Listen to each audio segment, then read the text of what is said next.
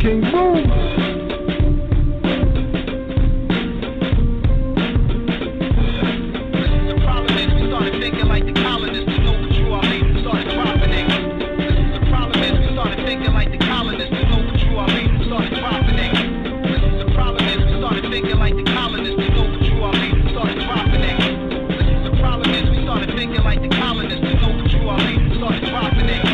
Dirty Moors still attempt to infiltrate the order. Active Moors are truth and take it to the corners. Across highways, past hedges and through borders. Move on dirty Moors like broken dam waters. Watch out for agents and provocateurs trying to get next to their heads with the doctor's cures. They never pay dues and don't pay dues, contradicting with King Alfred to give clues like news. Noble Drew Ali died from Palemore blues.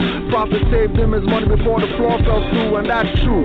Even though I don't have proof, still memory tells me don't fall for spook. Drop mental nuke, hanging from their own vine from the fig tree, looking up at them like Big B.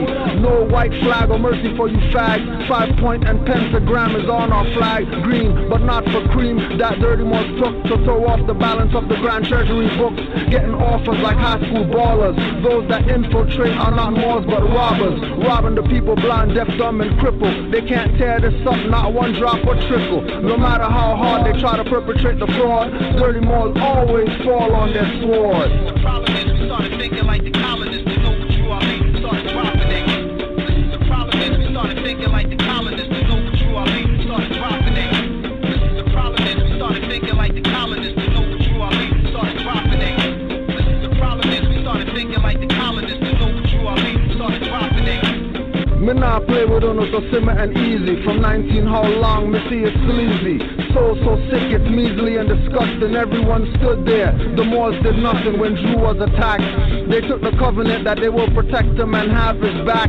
Behind on dues by 4 months, going to kangaroo courts to perform stunts. Temples versus temples, lawsuits from inner fights, not doing their job. 3,500 for birthright. Mufti Force left supposed to be in Gucci stores with God. Thank Allah for the Sufi Moors and Buddhist Nagas. Moorish Mike Renaissance, not rap sagas. Confusion clearer, empty battle scar wearer. Moorish nationality declarer. Straighten out the crooked ways, rap conduct squarer. The problem is we started thinking like the colonists. We know what you are, we started dropping it. The problem is we started thinking like the colonists. We know what you are, we started dropping it. The problem is we started thinking like the colonists. We know what you are, we started dropping it. The problem is we started thinking like the colonists. We know what you are, we started dropping it. Let me strip them down, I'm the bone bearer. Negro, black, colored, minority, death repairer. Not the being, but the label attached. See me like Martin, going crazy, waving gas.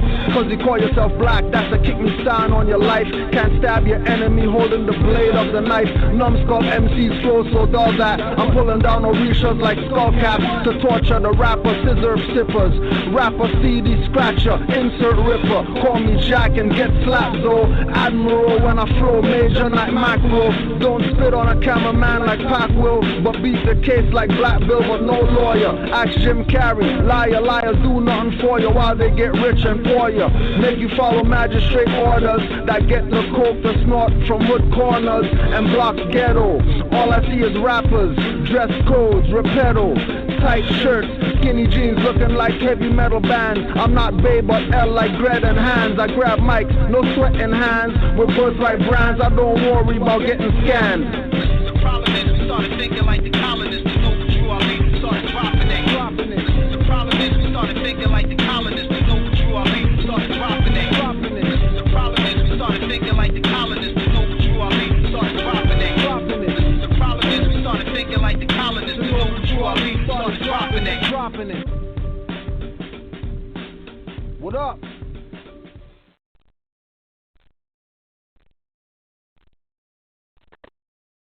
Islam, peace and love, Moors.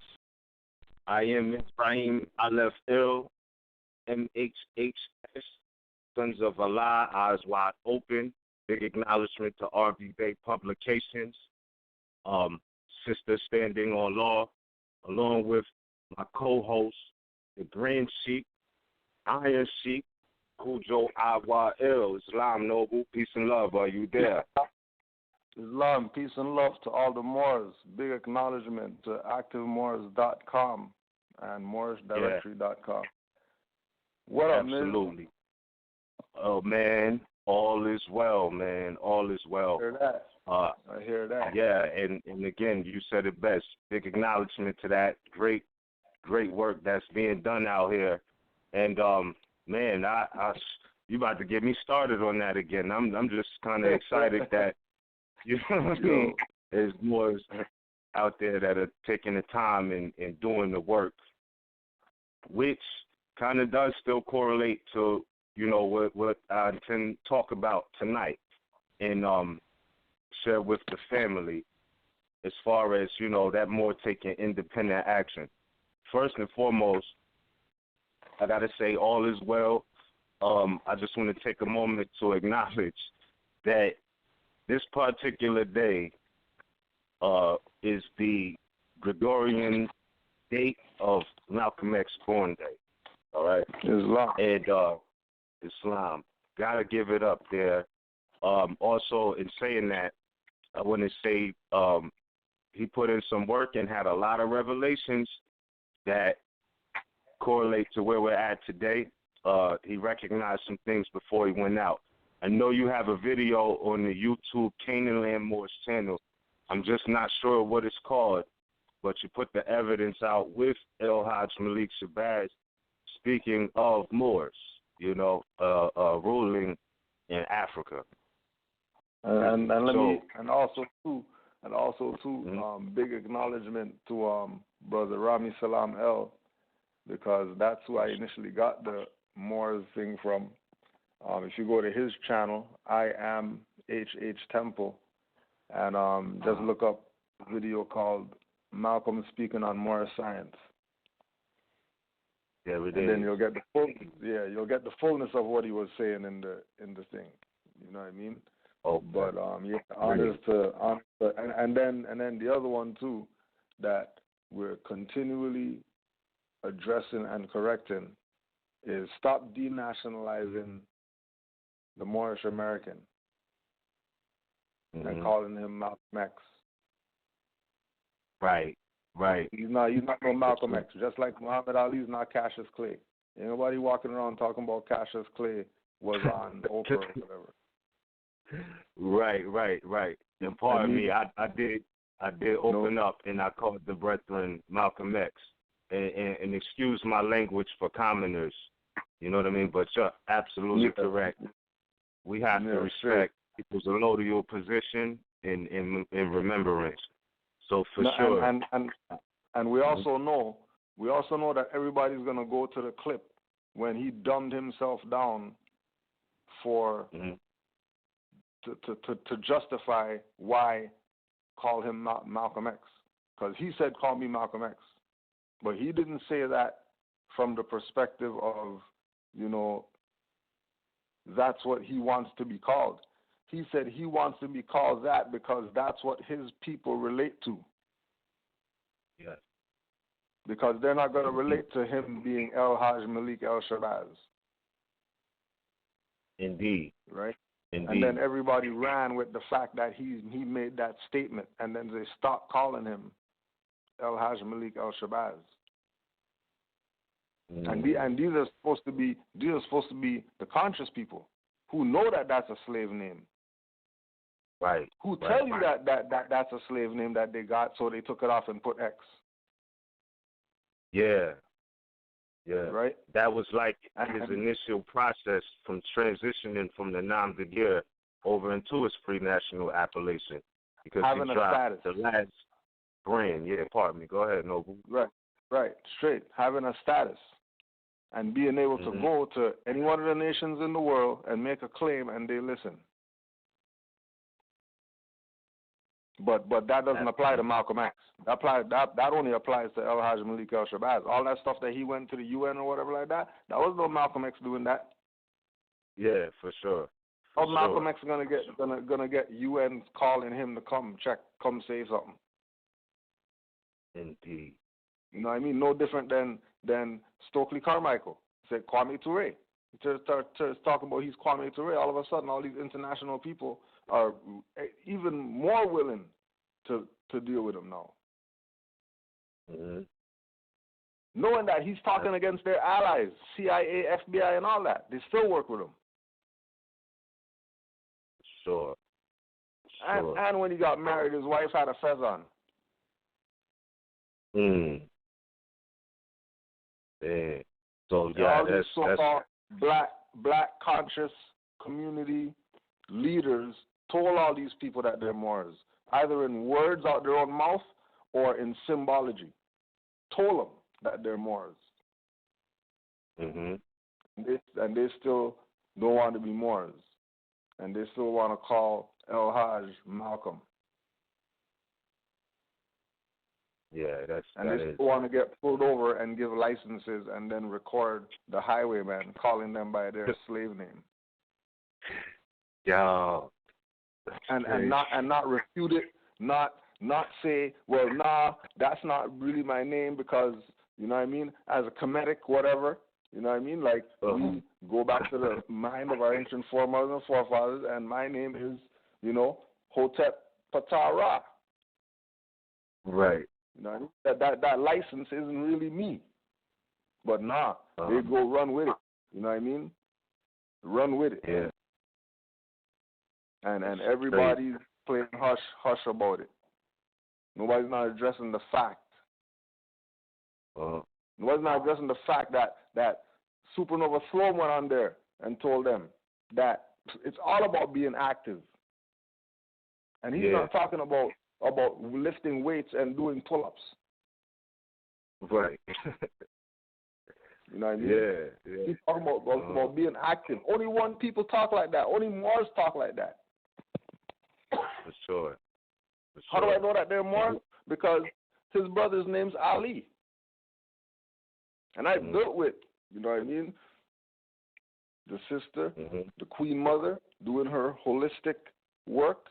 I put money for her to come here. I was a silent partner in her having her lecture here, where we became the distributor of her wellness products out here. Indeed. You know what I mean? So these people know what it takes. They're in the background. They're going to call their children Ali and stuff like that. But they're not coming out and telling these people that, yo, this is what it is. You know what I mean? Yeah. They're telling people. We had to force find out that Delbert Blair was a Bey. I know, that's sad, bro. We had to force find out. We had to force find out that. Right? But what does it come back to? It comes back to the same thing that we learned from Ivan Van Sertima, that you talk about Moors, we're taking your tenure. You talk about anything else, we'll fund you, we'll give you Benzes and Maseratis. We'll give you houses in Beverly Hills. We'll even give you some dead people's social security numbers that you could use. It's crazy. That is crazy.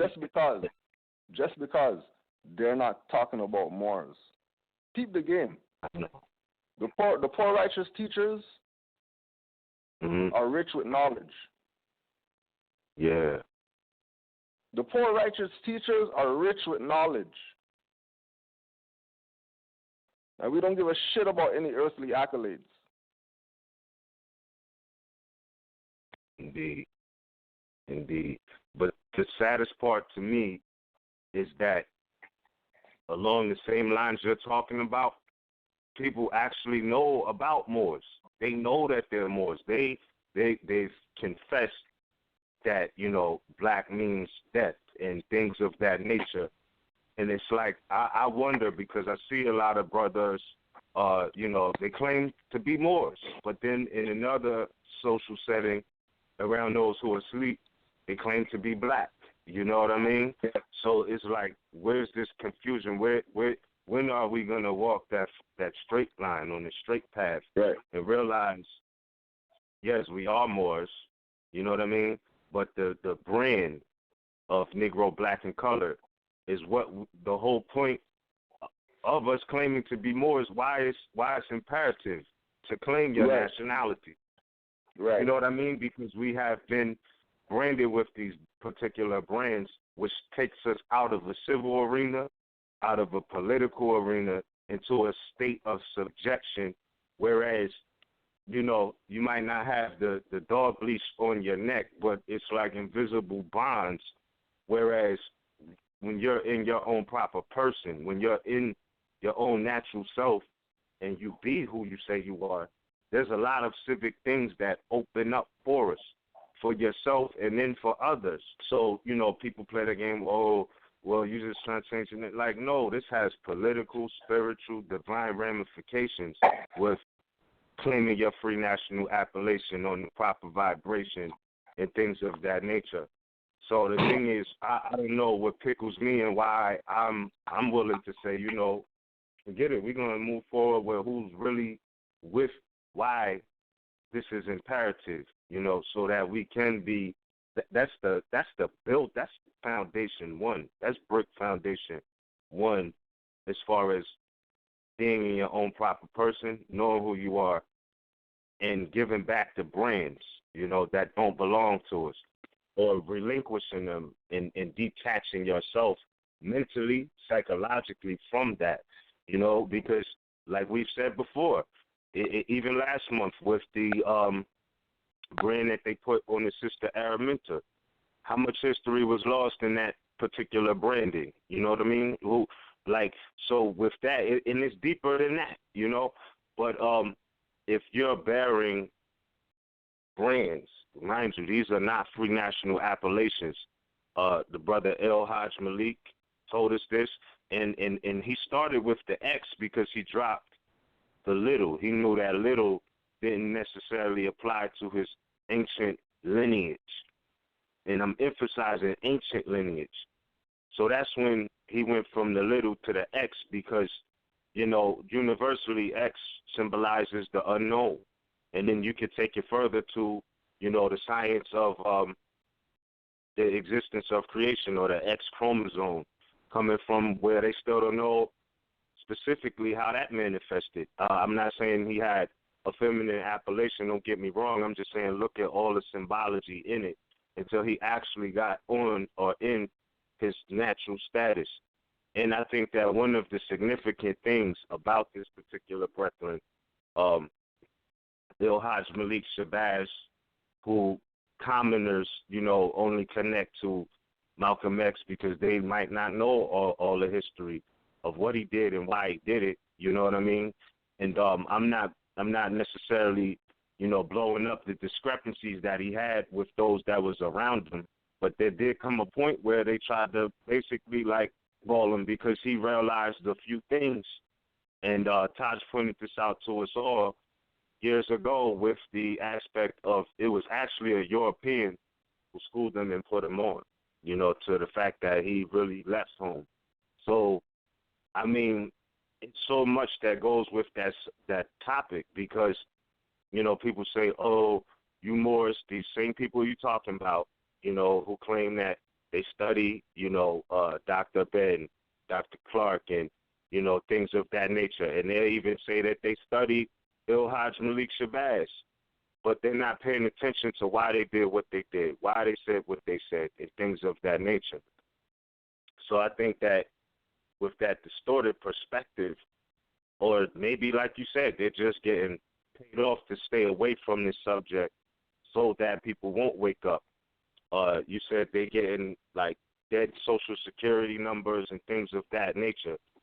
Concept, oh man, this is beautiful. This concept correlates to so many things in civic affairs. In full life versus civil liter mortus. Now, it's pretty odd because just the other day, all right, it was some people in what they call today China. Excuse me. And what happened was this brother was interested in his sister or whatnot, however that went, and she actually was dead, but the brethren didn't want to die unmarried. In China, they look at that as a curse on your life. You know what I mean? That if you die without a mate, then, you know, a partner. I'm not saying, you know, for those who are single and are doing the thing, but I'm just saying that in certain places they looked at it as a curse. But what's realer than that, or I don't even know if it's even real, because they allowed this man to marry someone that was dead. It was all on a paperwork scheme, all right? So, because her parents had cited the permission. They had gave the permission. So even when you look at this from civil affairs to in full life unions, right? Because that's where lineal descendants come from. It's the source. It is a source, excuse me. And the aspect of somebody literally being dead, right, marrying somebody who was literally alive. It's almost like the same thing in life where you have people who are civilists or mortals that are in full life, all right? So with those brains coming up under a foreign jurisdiction, it's imperative to sever that. It is imperative to sever that because there's so many metaphysical lessons that revolve around that fact. You can Google that. That's a fact, all right? But the brethren, all of these people that they say they venerate and they claim to be black people, you know, I'm talking modern day. They're claiming that they're Negro, black, and colored people, but yet and still, you know, they give veneration and throw names out there, but really, they're not really paying attention to the message because, like you just pointed out, there's so many of these same people that they say they venerate who already gave it up to Moors and the fact that we are Moors and they know about Moorish history. So where is this question mark coming from as far as people not, after being exposed, acting like they don't know about Moors? It's something with that, man, bigger than just the fact that, you know, oh, I think I'm black. I think it's bigger than the fact they think they're black. Like you said, they may be getting payoffs, you know, so I don't know, but it's a nigga industry. Mm-hmm. As you're saying, with them having these people that they put on a pedestal and honor and, you know what I mean, do all these things, but they don't follow their teachings, right? Let's just put it on the record so that people could see for themselves that anybody who's been assassinated or taken out, it was at the time when they started whatever about Moors. True. Right? When they were doing all their other stuff before, they didn't matter. Nothing mattered. But as soon as Yasin Bey start talking about Moors, watch how much stuff that he got himself into, made this man retire from the music industry. That's crazy. Like something that you love to do, anything that you think about, just anything. Something that you love to do. You know what I mean? That you know, you could actually do that as a livelihood. And then somebody else cut you off from that. Just because you said you're not going to do that in Nam de Gear, you're not going to do that in civil or mortu status, you're going to do that thing that you love in full life status. And then they cut you off from that. Made you retire from that thing that you love to do. You didn't choose to retire. These people tormenting you and your family made you retire.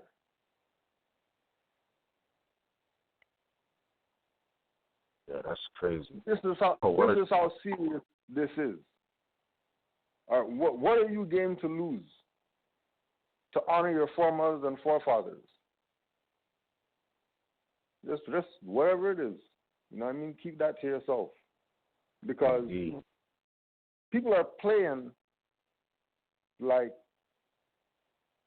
what we talk about is not something that all the so-called black leaders or whatever talk about. When we say that there's division in the quote-unquote conscious community, there's division. Hebrews over there and these guys over there, and all these guys studied under Noble Drew Ali. Yeah. All of them. This is not opinion. Go read everybody's speeches, and you're going to hear them talking about whatever it is Noble Drew Ali used to talk about. Right? Case in point. Malcolm X speaks, 1965. Anytime you know you're within the law, within your legal rights, within your moral rights, in accord with justice, then die for what you believe in. But don't die alone. Let your dying be reciprocal. This is what is meant by equality. What's good for the goose is good for the gander. When we begin to get into this area, we need new friends.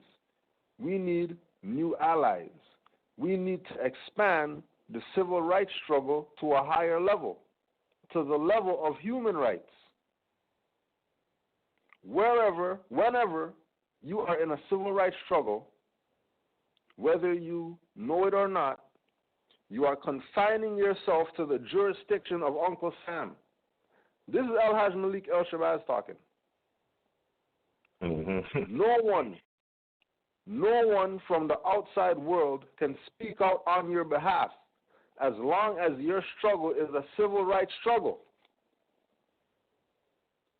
Civil rights comes within the domestic affairs of this country. All of our African brothers and our Asian brothers and our Latin American brothers cannot open their mouths and interfere in the domestic affairs of the United States. And as long as it's a civil rights, this comes under the jurisdiction of Uncle Sam. But the United Nations has what's known as the Charter of Human Rights. It has a committee that deals in human rights.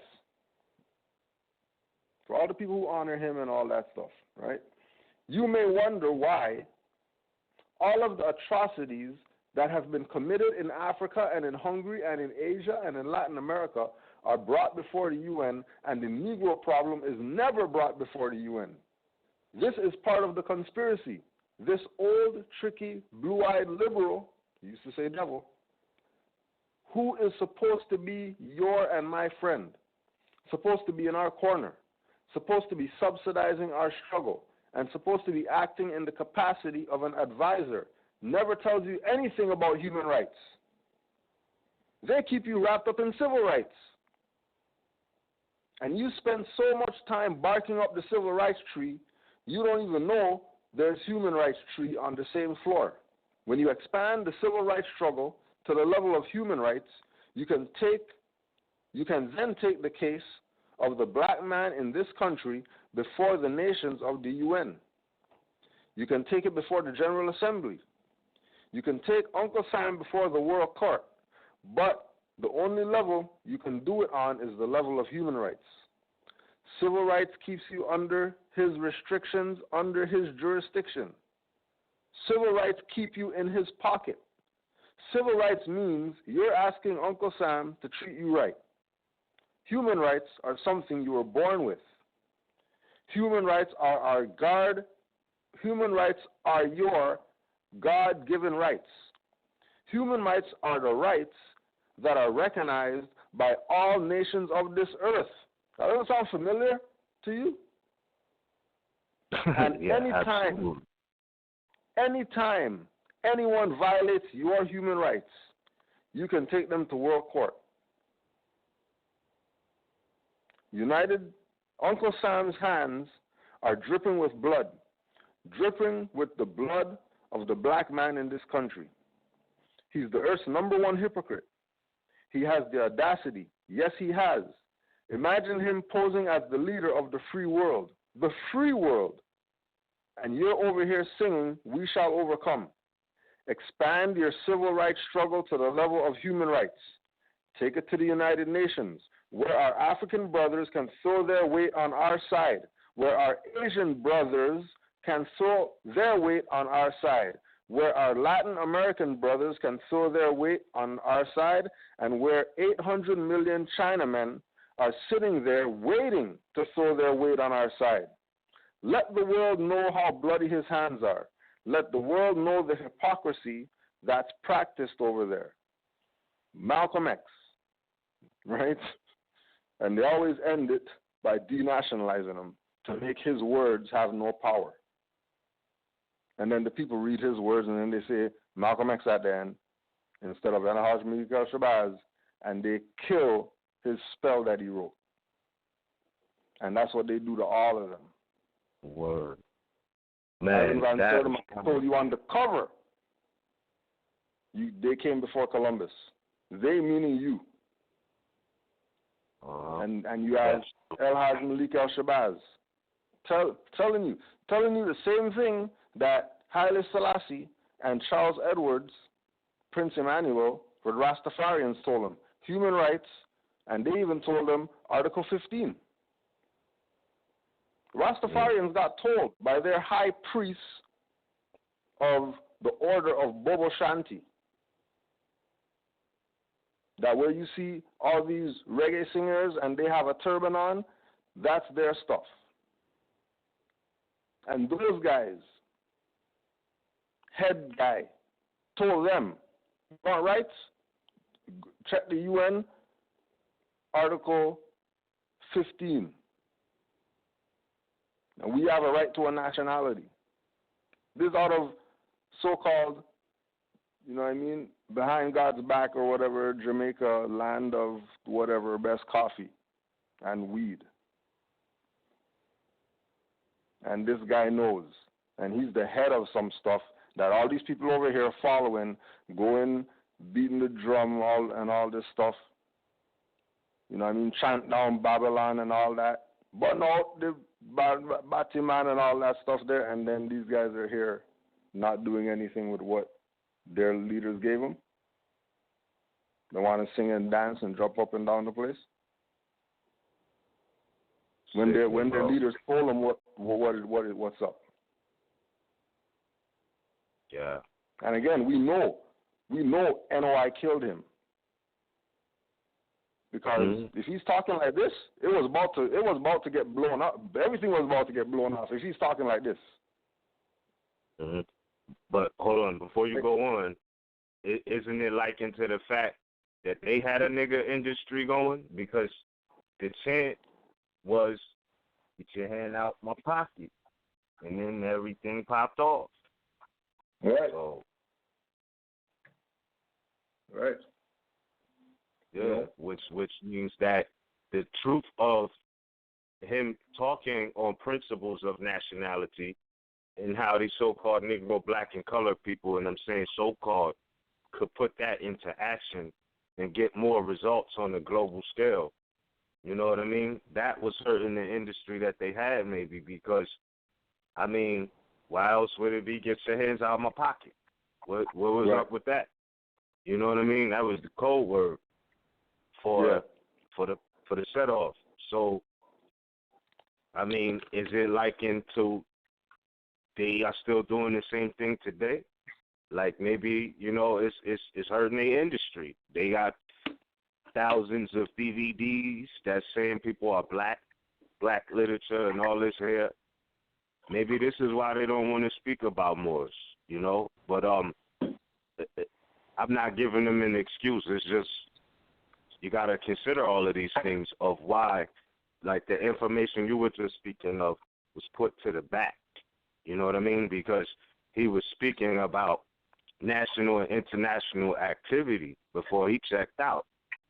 That's powerful, bro. You know, they don't memorialize that, you know? Right. So, and that's something that we should definitely commit to memory because I know he had to hear something about Noble Drew Ali. It was something that made him want to say, I'm severing from this. You know, in all due respect to all Moors, all our brethren and sisters, but we always got to keep in mind the fact that Islam is not a nationality. It really is not a nationality. It's our creed, yes, but we have a nationality, and it's not necessarily Islam. Is Islam a part of what our ascending nation did? Absolutely. They were into Islam, but that didn't make, you know, the nation. That didn't qualify their nationality.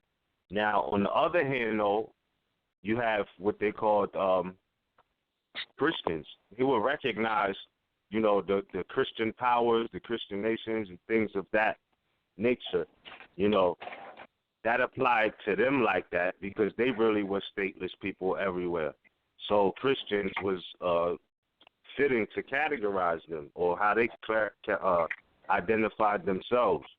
But when you look at how they identify Moors outside of Moors, there's many appellations, but they usually said Muslims, or Muslimin, right? And then they switched it over as if Islam was a nation. That's not true. That's definitely not true. You know, I didn't want to cut your wisdom, but to add that on to the very imperative information that you were speaking out. Islam, and even to, because everything happens for a reason. Yeah. When we even look at Nation of Islam, even if they're saying that their nation is Islamic, right? Mhm. Yeah. Then their nation still has to be Moorish. Absolutely. Because you have many Islamic. Their members can't be black. Nah. As who they are, if they say we're Islam, because everybody who is a believer in the teachings of Prophet Muhammad and stick to that only, they have a nationality. Mhm. They're not stateless people.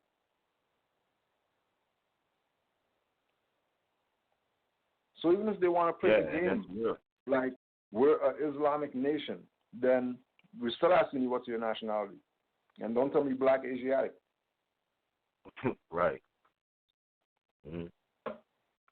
And at the same time, no, my fault, bro. At the same time, we also got to give acknowledgement to what Noble Drew Ali brought on the table because, in essence, he said, okay, well, all right, we have a lot of perspectives out here, right? And there's really only one truth. So you had Muslims that was hardcore Mohammedans, like it was nothing but Muhammad. You know what I mean? Just like today, you got so-called Moors who are Christian. I mean, not so-called Moors. They're Moors, but they think they're Christians. And, you know, Jesus is the beginning and the end. You know what I mean? And then you have Moors who are into Buddha, right? But when you really look at all of their philosophies, they were one.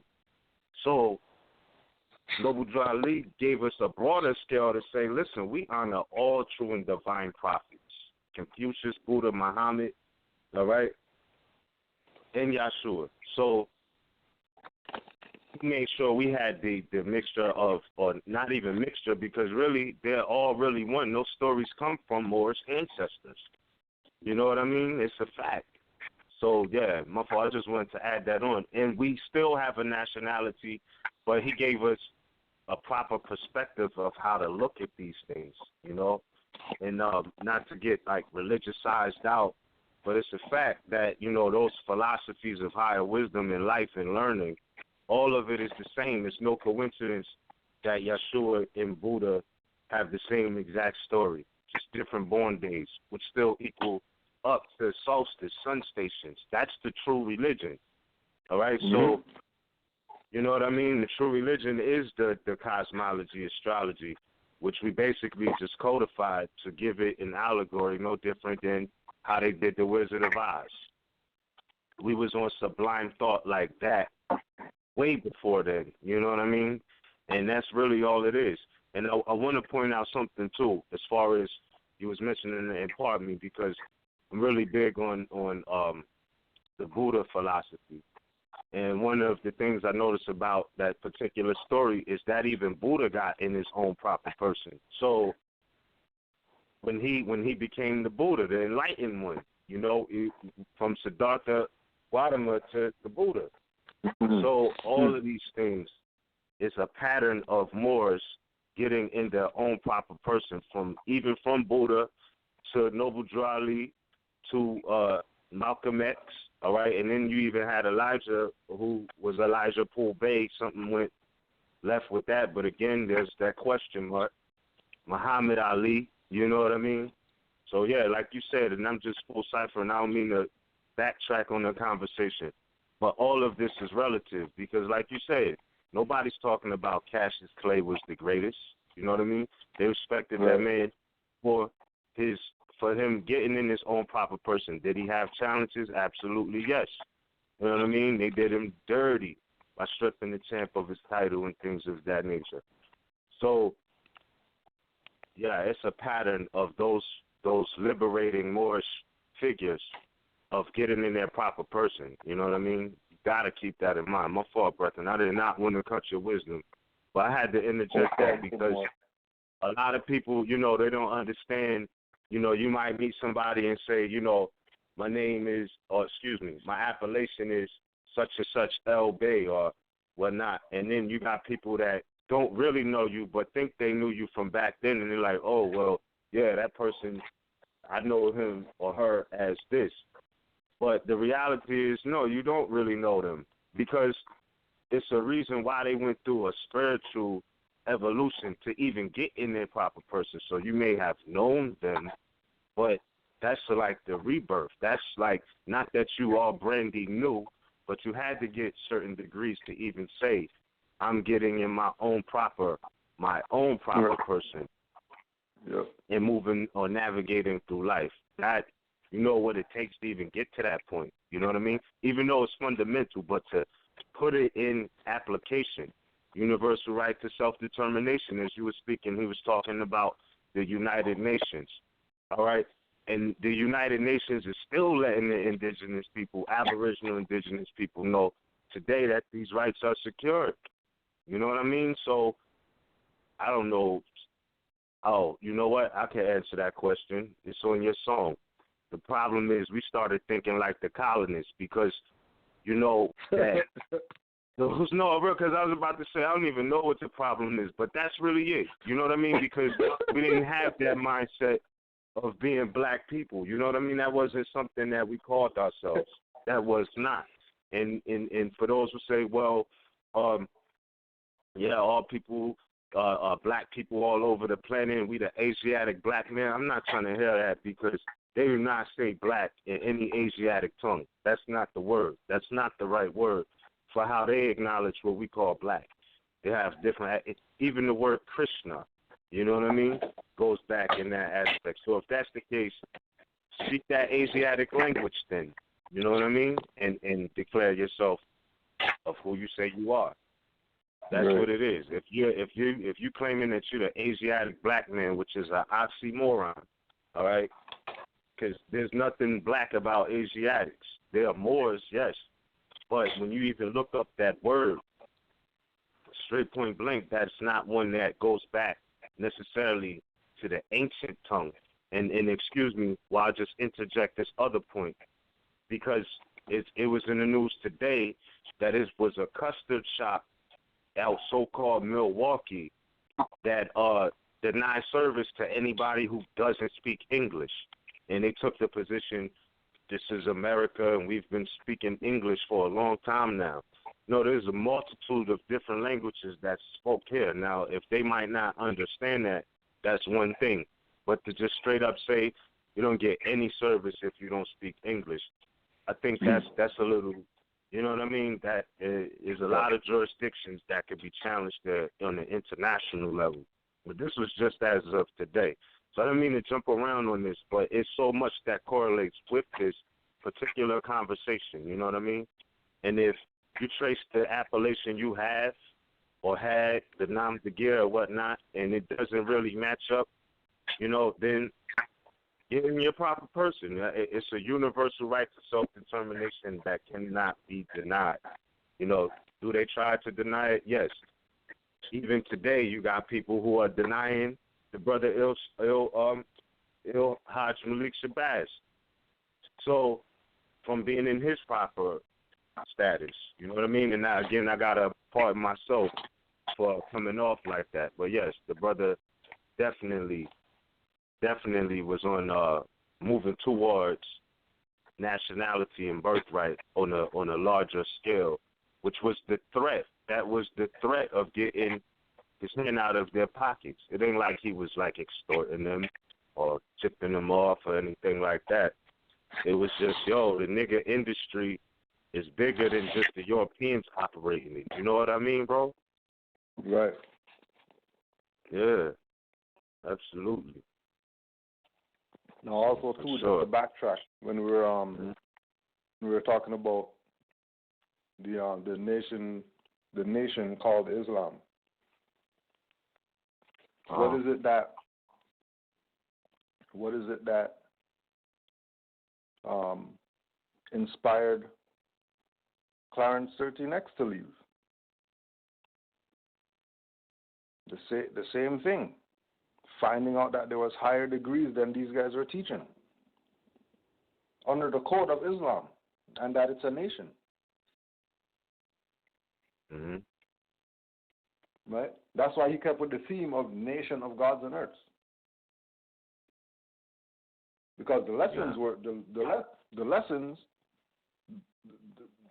as far as the foundation, that's the supreme wisdom, which is dealing with literature from Allah in person, Prophet Muhammad, handed down to Elijah Muhammad, and catechism, where they have the same format in the supreme wisdom as the 101 questionnaire. Question and answer. So you don't have to study. Everything's right there for you. And then they have their little literature in the nation of gods and earths, where they have their little, you know what I mean? They have their own supreme lessons. This theme, supreme wisdom, supreme lessons, and when the real supreme law that all these people are claiming that they got it, the real supreme law is nature's law on the earth plane. Absolutely. Right? Absolutely. So in the English lesson, 1 to 36, Nation of Gods and Earths. Right? English lesson 1 to 36. 2. I came to the wilderness of North America by myself. Speaking of Prophet Muhammad. He implies he came as a free man of his own free will. His first appearance in 1910 is said to have come in contact with Noble Drew Ali, Moorish Temple of Islam. His second coming, July 4th, 1930. No, it is said he proclaimed himself the reincarnation of Noble Drew Ali. This is when he began to teach the knowledge of God here in North America. He set up his first temple in Detroit, where it is said he has had as many as 8,000 followers between 1930 and 1934. He disappeared in 1934. Islam, Moor, hold on 1 second. Do you hear that beep going off, or is that just me? That was me. That was my phone going off. Oh, all right, cool. Islam, please continue. Right. My fault. Right. Now, when you look at what is being presented, right, by him. Yeah. Putting it on the record, because he's Nation of Islam. So if he's Nation of Islam, he must have gotten these lessons from somewhere. Noble Drew Ali is the answer. Right. So when more stand up and say that Noble Drew Ali is the foundation of all these people, we're not talking out our ass because we belong to some Moorish movement. Word. Or we have a card in our pocket and Noble Drew Ali is on it, so we're gonna we're going to pump Noble Drew Ali, like this is some type of competition or something like that. Right. This is the fact. Mm-hmm. The fact is that he taught all these people that people call their leaders today. Noble Drew Ali taught all of them. How do we know that? Because we have Clarence 13X right here telling you that Fard Muhammad used to call himself the reincarnation of Noble Drew Ali. Yep. Fard Muhammad, the founder of Nation of Islam, when he was in Detroit in 1930, and he started the so-called Nation of Islam, which is Allah's Temple of Islam. He took over a Moorish science temple and changed it to that. That's how they could get. Where do you think they get all these followers from? These were all people that were in the Moorish movement.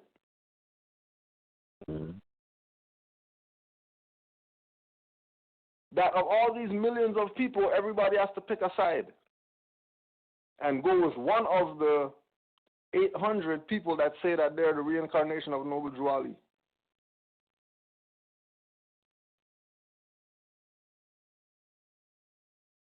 And then that's how you have confusion. Yeah, and isn't it, quote unquote, convenient that was established 1 year after Prophet Noble Drew Ali passed? 1 year. 1 year, you know. And when you check their FBI records, the FBI records on the NOI tell you that they had thousands of members in 1930. How you figure that? They're just founded.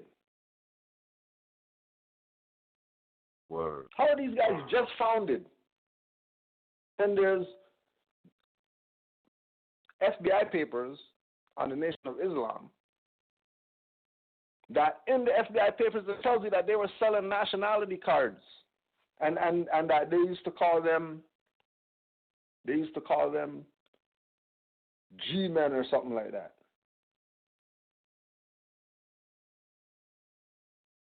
And then all that was relative to this. All that is relative to this whole thing about playing numbers and the whole, you know, why do you think all these brothers gravitate to gangster mafia or whatever? Not because of Scarface, because Al Capone's freaking lawyer was an Asiatic. Right? But I wasn't privy to that. Bro, I didn't mean to cut your wisdom, but I'm thankful for what you're saying because exactly. That's the whole point. Because where was all that stuff going down in Chicago? Right. Right, like this. The stuff was crazy. Right? There's Kings. There's a book. Just Google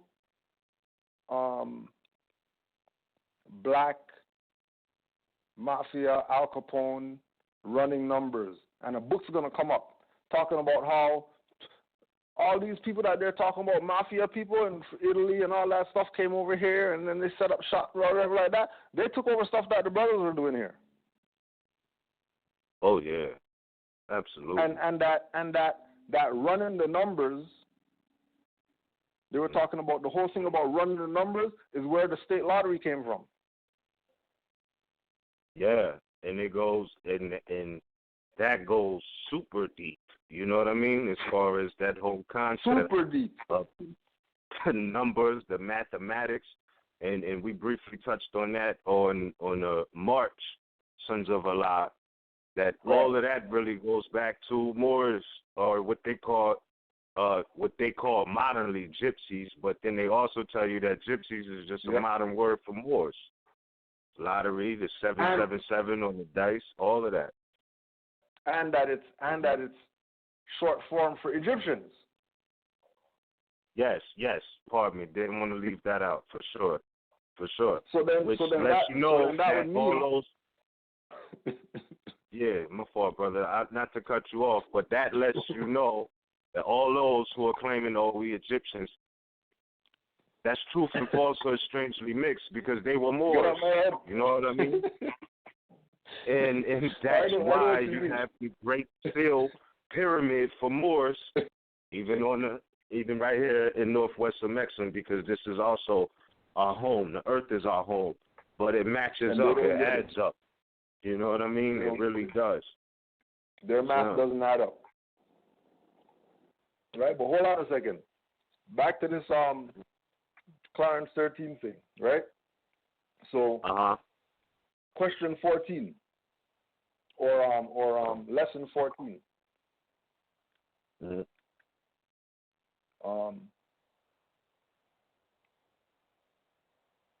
Okay. What is his own self? 14. His own self is a righteous Muslim. A righteous Muslim is a person who submits to the will of Allah. Muslim derived from the Arabic word Muslim, which means one who lives in tune with nature. So it is implying that if one submits to the will of Allah, he will automatically be living in accord with nature. This is the manifestation of Islam, which implies peace, harmony, and tranquility.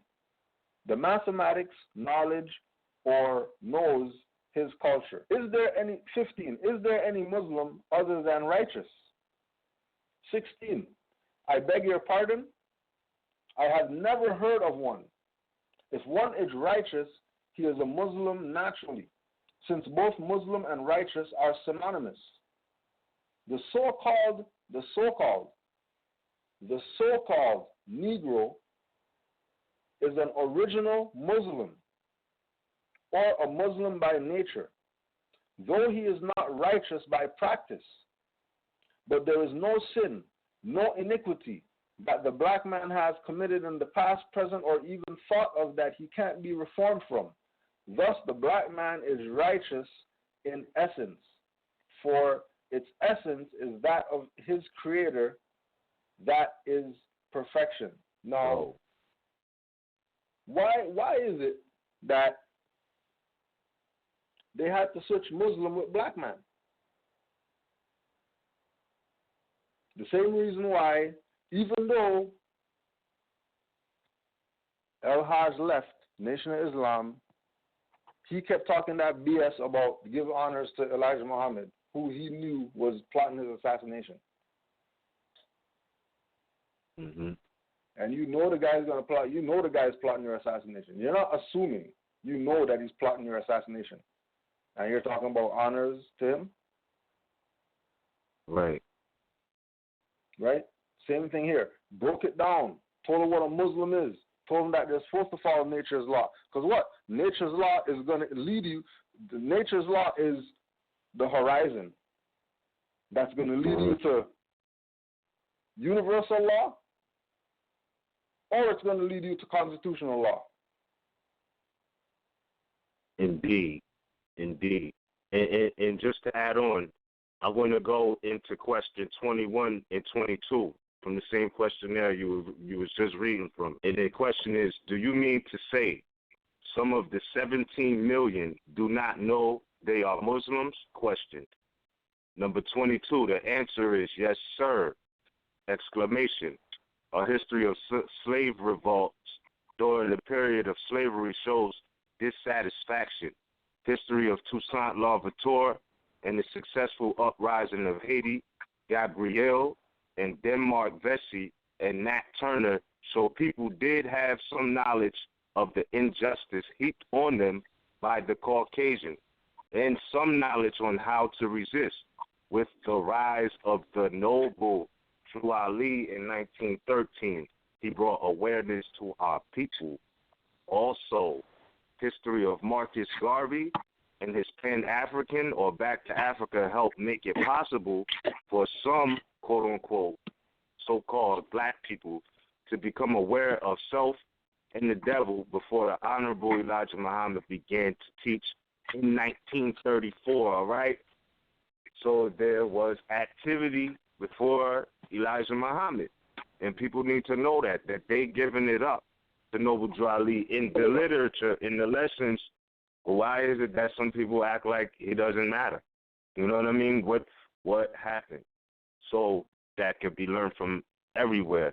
And that's what I'm saying. It's no different than, that's why, you know, people talk and it's cool, but we need references, because it's no different than, you know, you take a person under the spell of being a Christian, right?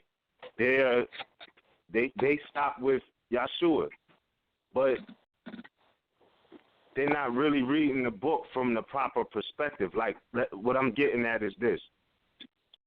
Knowing how to read the Bible and just professing to be a Christian are two different things.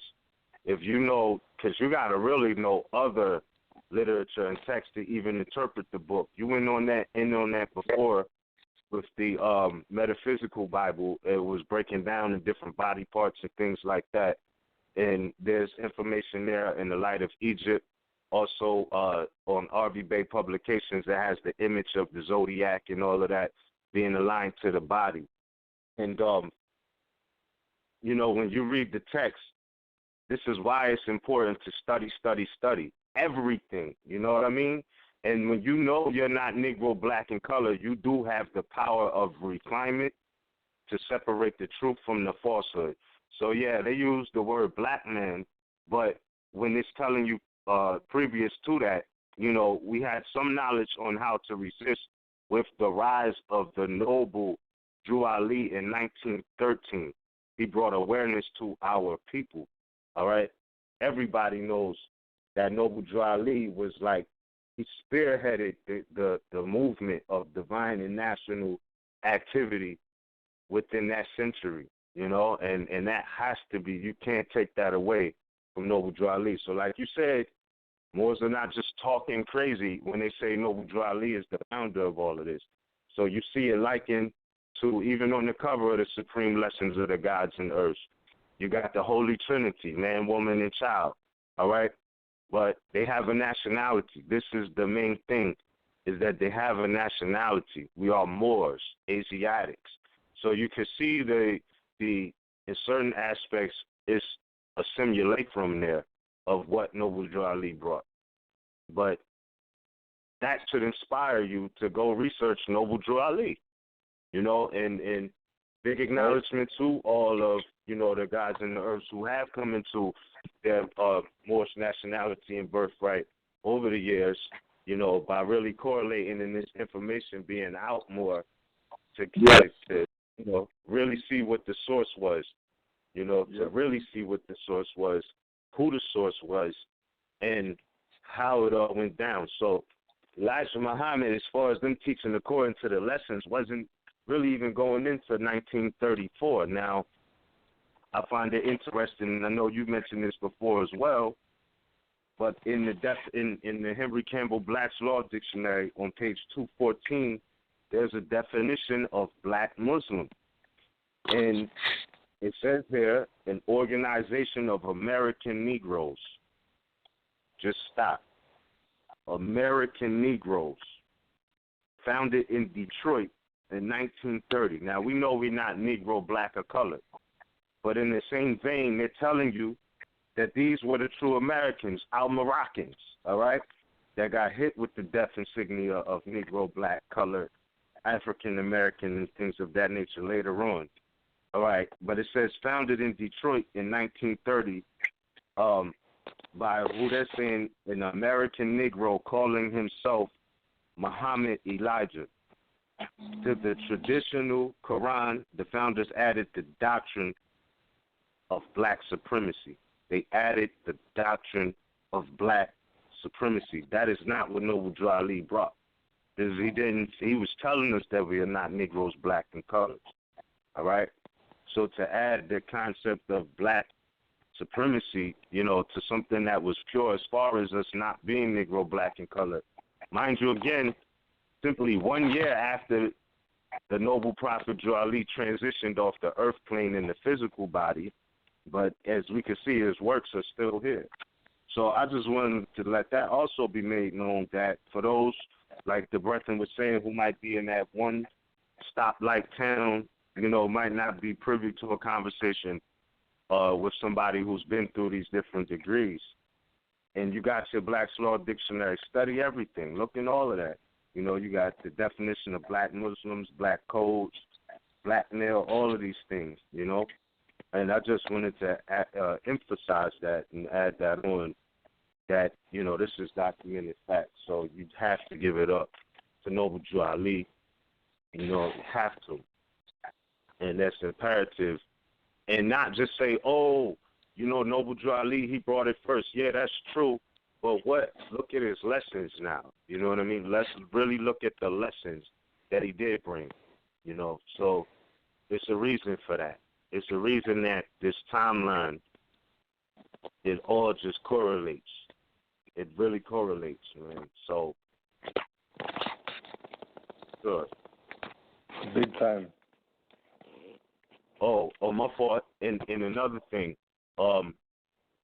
they mentioned in there also Marcus Garvey, right? Now, let me pull a quote real quick. Hold on. Excuse me. Yeah, Marcus Garvey says, "Show me the race or the nation without a flag, and I will show you a race of people without any pride." Hey. All right, and then it was a song in mimicry by some European dude that says, every race has a flag but the coon. How true. But that was said of us 4 years ago. They can't say it now, so-called, quote-unquote, when they got the red, black, and green banner, all right, that was basically sanctioned by, Universal Negro Improvement Association or something like that, So knowing that we're not Negro, black, and colored, the red, black, and green, no disrespect, but it's really not a national flag. It's not. And if you see how they fly it in Libya, it has the crescent moon and star on it. So no disrespect to the colors, but at that particular time, that was like, okay, this is for you Negroes that have nothing to attach to.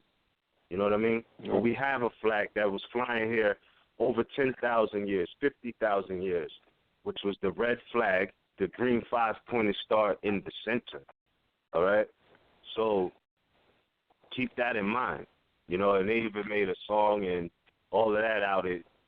You could Google it. Latest song says it was Will A. J. Fred. It's Helen and Health, something like that. And it's called Every Race Has a Flag But the Coon. Wow. All right?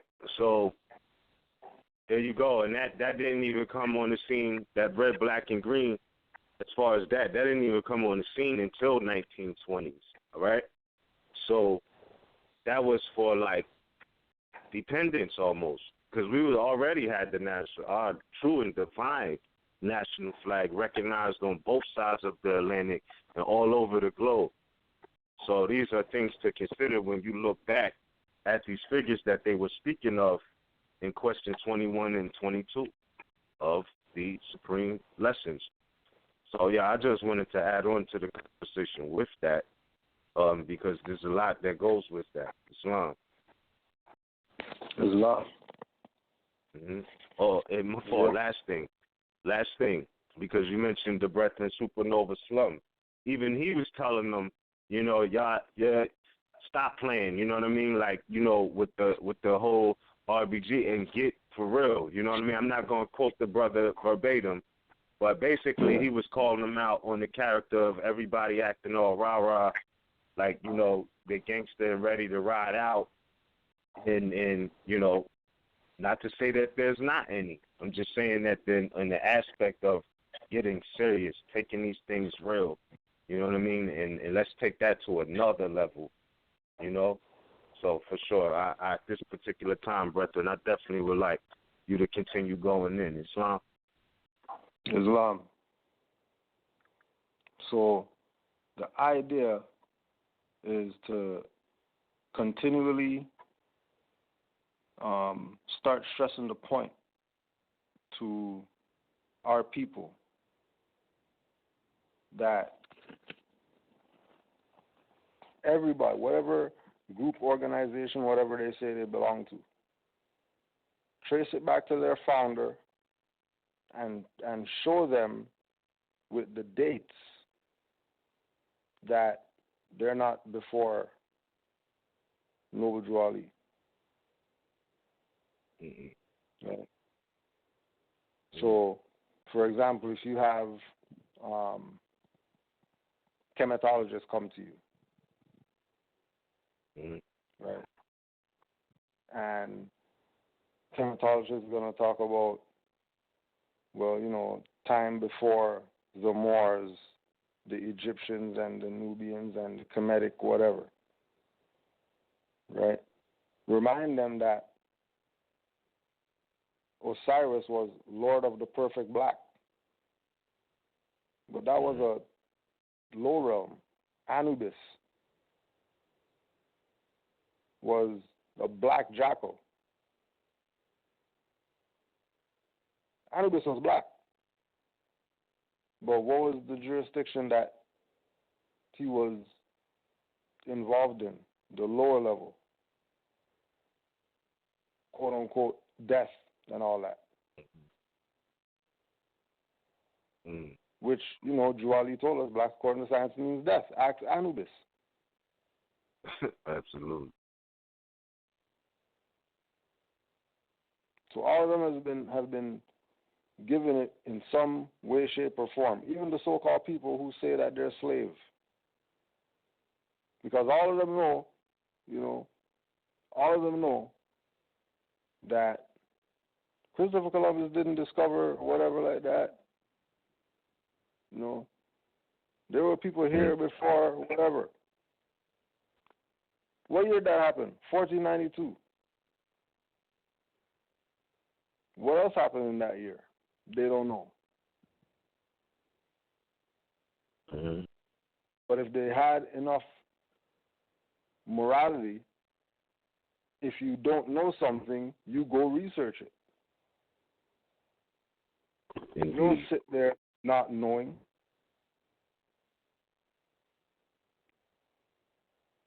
You know, like you wonder about something, and you just cast the wonder away. You don't go check what you're wondering about, see if it has any validity. So they know that they're a slave. They know that the ships brought over here. They know that Christopher Columbus didn't discover all this stuff, but they don't know about 1 minute before that when the Moors got kicked out of Spain. Mm-hmm. And that there's a 1,000-year history of these people right before the slave trade happened. Mm-hmm. Right before the slave trade happened, these millions of people got kicked out of Spain. And then you hear about this slave trade where they're taking these people somewhere. But then when you check the history of those people that got kicked out of Spain, all they did was just get in their boats and they just sailed in a different direction, away from Spain. Yeah. So if you're gonna say that they're slave ships, all right, yeah, they were slave ships, but they were ours. There were no European ships. If they were slave ships, if you're gonna justify the guys in the bottom of the boat and then the lying down and, you know, doodling on each other, vomiting on each other, nobody has any water to drink and all that stuff, and you're gonna go with that, all right, fine, let's go with that. The Moors were the ones that had those ships. So now you ask the question, why would the Moors be bringing these people across the Atlantic Ocean in ships to bring them back home? Because they were pawned off as slaves. And in order to get them out of the jurisdiction, you have to treat them like they are. But as soon as you get over here, we got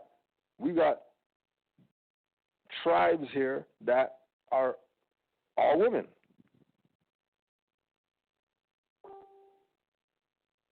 Because that's just how we do over here. Now, we knew that we were from over here. That's why it was no big deal when we got kicked out of Spain. Right. Because we're before all this stuff with oceans and all this type of stuff. You know, that's new. That's new. Mhm. We rode camels everywhere. And if we have to travel somewhere, it's out of Earth's atmosphere. Other than that, we walk where we want to go. You know what I mean? Fly. Because, you know, you check the hieroglyphics. They got aircrafts that look like stuff we got today in the hieroglyphics. And that's Kemet and all that stuff. And okay, so, you know, we had planes and all that stuff back then flying, just like they got planes flying today. We had planes in ancient times flying like the planes we see today. So there's this connection when you look at it from information, historical, societal perspective. You come to the realization that, well, if there's pyramids in over there and pyramids in over here, then clearly these people are the same people. Absolutely. Any idiot to figure that out. Right. You know what I mean? Like if you put your foot in one shoe and it doesn't fit, it's probably the wrong side. Yeah. It's not, you know what I mean? Nothing there to argue about or whatever. Just, you know, put the shoe on the other foot. Like, it ain't no big deal. Put on the next shoe, let's go. What are you arguing about? Why you put it in the wrong side? And I thought it was the shoe because I was, what are you discussing? Switch the shoe, let's go. You know what I mean? That's why we're doing the thing with the summit. Because, you know what I mean? Like, we have classes for 8 years. Ain't nobody coming to class. We go downtown, you know what I mean? Help do our little bit. Feed hungry, whatever. Community cleanup, whatever. Anywhere we can go, slide ourselves in, you know what I mean? Try to get this information to the people. And, you know, it's supposed to be 16 secretaries and all that. Like by now, it's supposed to be kicking off for the Moors. Yeah. Like and by you now know what, it's supposed bro? to be kicking off for the Moors. And it's not kicking off yet. Yeah, but you're speaking that to power. I mean, because it at the same time it is, you know, at the same time, because no matter what Moors are calling themselves now, I think that for the most part, everybody is is at the general conclusion that we have to move forward, and that's what I was speaking about as far as people about to get left back. These people who want to keep claiming knowing better, you know what I mean? They know better, and they want to keep claiming Negro, black, and color, and all of that. They about to be that. I mean, you can't be that, but they're just going to be left to the fate of what they claim. And then they try to pull cards like, oh, we want to get the Minister Farrakhan to get into a arbitration type of thing. All right, all due respect, but it's already on record where he's acknowledging that we're Moors. So you can't escape this no more. You know what I mean? The spotlight is on them, you know, and those who are onlooking are looking from a perspective, whereas they can see something is going on where these people are perpetuating a false concept of, you know what I mean? Like, okay, and what's sad to me is that years ago these people were claiming to be Moors, you know what I mean? And then now they transgressed and are claiming to be black. That's the sad part, you know what I mean? Because they know better. But you can't escape this. Everything that's going on right now, just about every group of Moors know that they're Moors, or it's been mentioned to their group. So they have had the call. If they don't want to, and it ain't like we saying you got to follow us type of thing. No, we're not in this for necessarily followers. You know, everybody is supposed to be made or get the degrees to be a priest amongst themselves first and foremost, so that you have powerful minds or very potent minds, if you will, that are involved. You know what I mean? Opposed to somebody who's, what do I do next? So this is where your 16 secretaries are going to come from. Let's say you got 10 Moors and they think they Negro, black, and colored, and they badmouth the Moors. Okay. You got 50 Moors who know that they're Moors.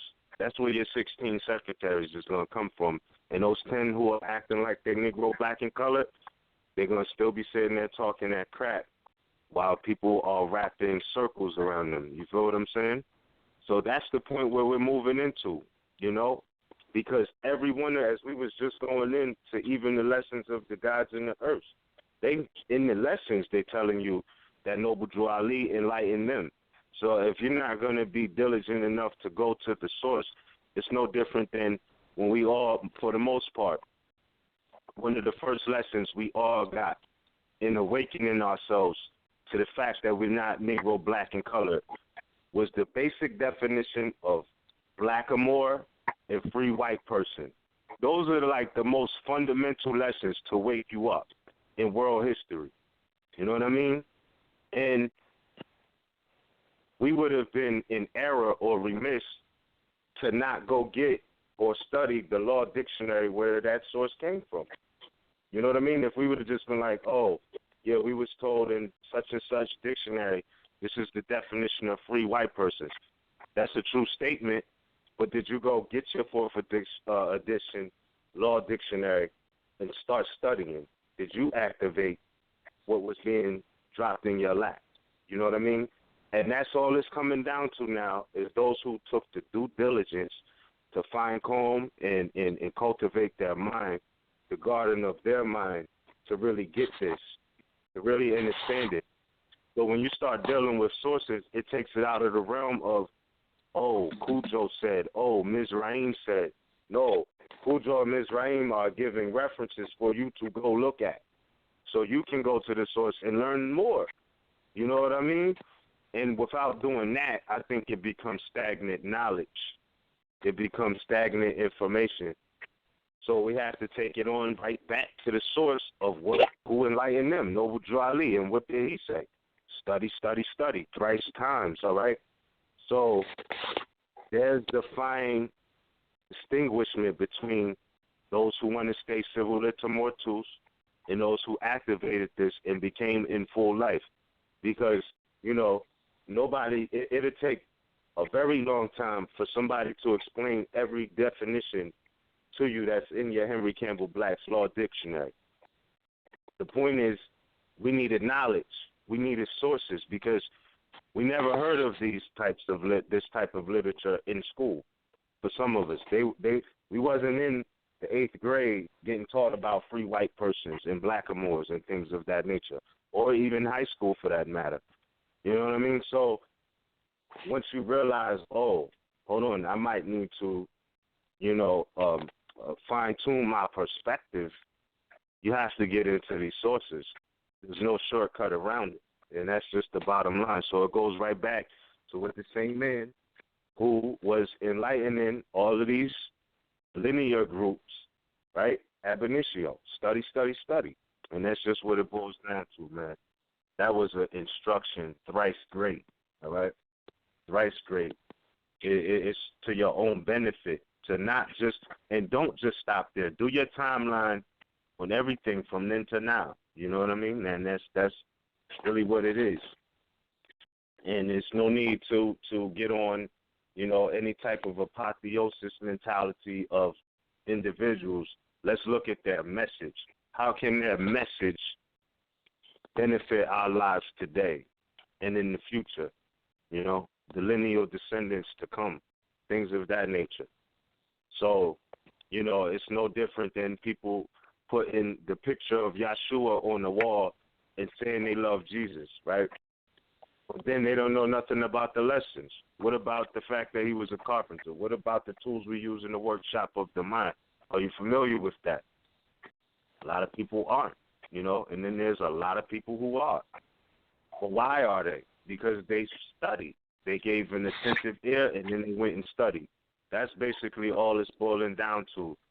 These people who are making claims that, they black people and we not Moors and all of this, they don't have any information to prove beyond a reasonable doubt that that's true. Bottom line. So, for sure, I just want to give that acknowledgement. Islam. How's the 1027? Anything lit up over there?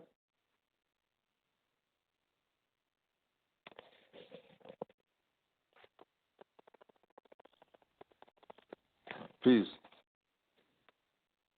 I think you're muted. Oh, pardon me. I'm talking and I was muted. Pardon me, fam. I was going in all muted. There is a couple of hands up, and there were a couple of more hands up. 412, I saw you. I hope you raise your hand again to get back into and ask your question or give your add-on. All right, I see you. I see you. So we're going to get straight into caller 412-969. You're live on the air. Are you with us, fam? Islam. This is Energy. Calling from Northwest Mexico. Islam. Appreciate the show tonight. That's that conversation one must have. Like you said, them cats in those one stoplight towns, they're not privy to it. So, it's definitely a service what you sons are doing, and I appreciate you for it. And it's just that simple for me personally. It's like, if you ain't got it by now, it ain't meant for you anyway. And it's a casualty to every war. So, but I do my part. I spoke to a young lady today, asked her about her nationality, and just look up nationality. Go from there. That was in the parking lot in front of the grocery store. Little things like that. Just keep it pushing. Be who you are. Once you know, you know. And to hold fast on to something somebody else told you, and you have no, real invested research into it, that's a bit foolish if you ask me. But, that has to exist so I know what foolish is, I guess. So, again, I appreciate what you brothers is doing. And I look forward to the rest of the class. Islam. Thank you for tuning in and adding on, and for sure, and it's never too late. But no doubt, we have to keep it moving forward. We got a lot of information, but activation is the time now. But indeed, beloved, we definitely look forward to hearing from you soon, talking to you soon. And with that being said, we're gonna go to the next caller, and high appreciation for everybody listening, everybody that may have a question, etc., or add on. So with that, peace and love to you all. And did you want to add anything else on, or you good? All right. Islam. So we're going to go to caller 571-921. You're live on the air. You with us, fam? Caller 571. That's cool.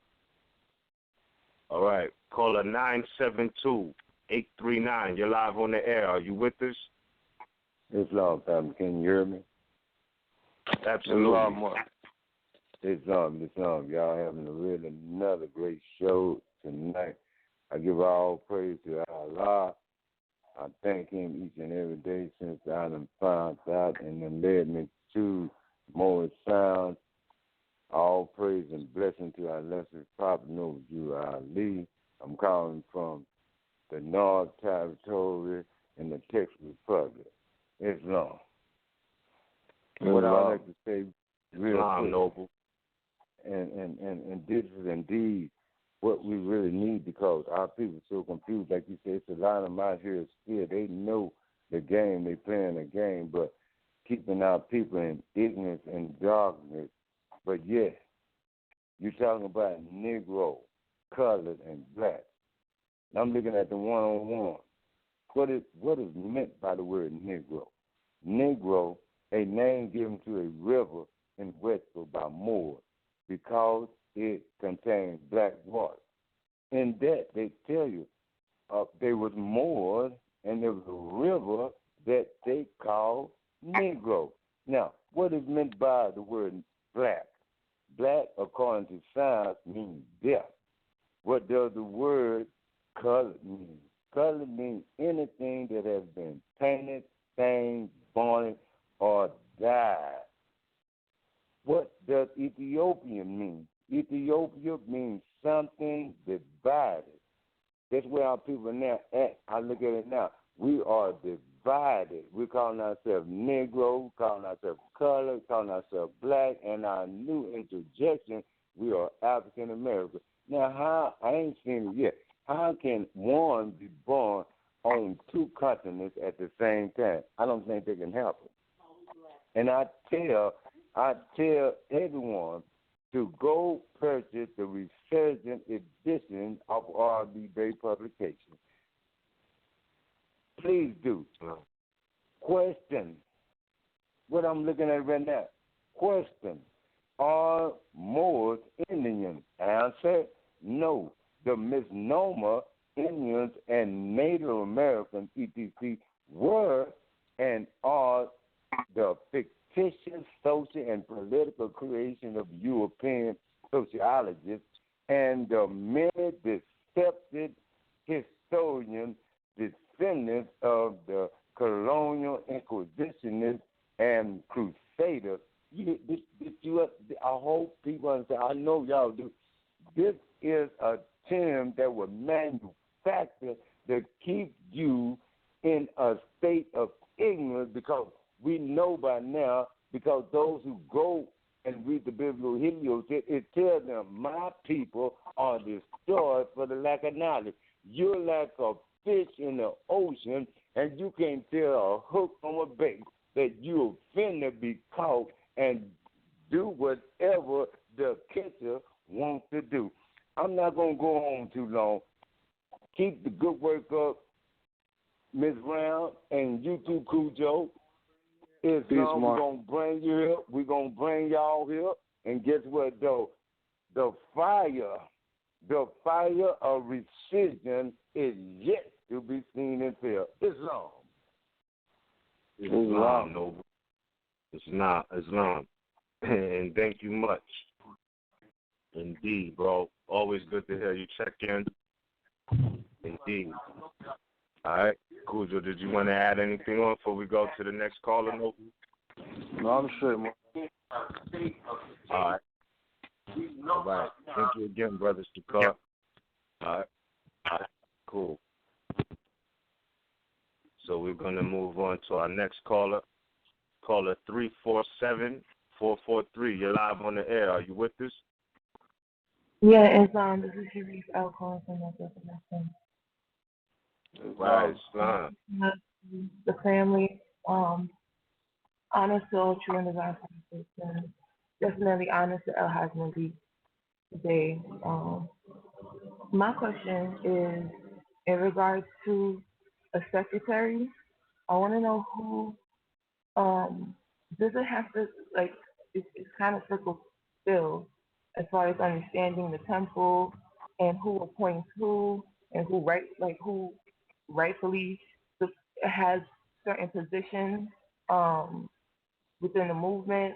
I just want to understand one thing, because when I came into this, I'm just going off of hearing you guys speak about secretaries. So when I came into this, I've been looking to be a secretary.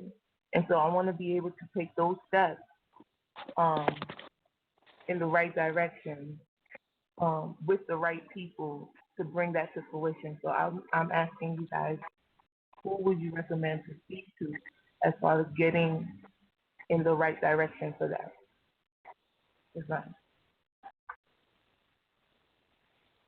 Well, if we look at it, if we look at it from the perspective of Moorish Science Temple, there would be these offices and then assistants to whatever officer, and then, sub quote-unquote employees or sub-ministers, right? So in that structure, there's something already there. Now, when we look at the Moorish nation, and we're speaking about the affairs of Moors, that's where Great Seal and Clock of Destiny and these things come in, because those are supposed to be the next level up. Right. So instead of you have a nationality card for a Moorish Science Temple that says you're Muslim and honor true and divine all prophets and blah blah blah, right? The next level up is to have a card that comes from your nation. Right.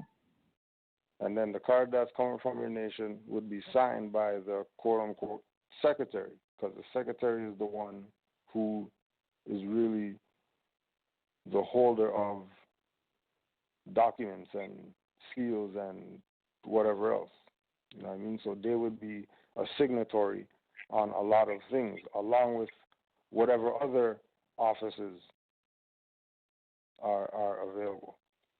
So the problem that we have, that you're talking about, is that the state to state or temple to temple or Moor to Moor relations that we had for the nation have been compromised. Right. Because of some of the things that we're talking about even today. So, we have to look at the collage, right? Because it's not necessarily going to be set up in that way, where as far as the nation, we have a head of it. That one individual that's the head, i.e. Prime Minister, Emperor, King, whatever the title is going to be, right? There's that one head.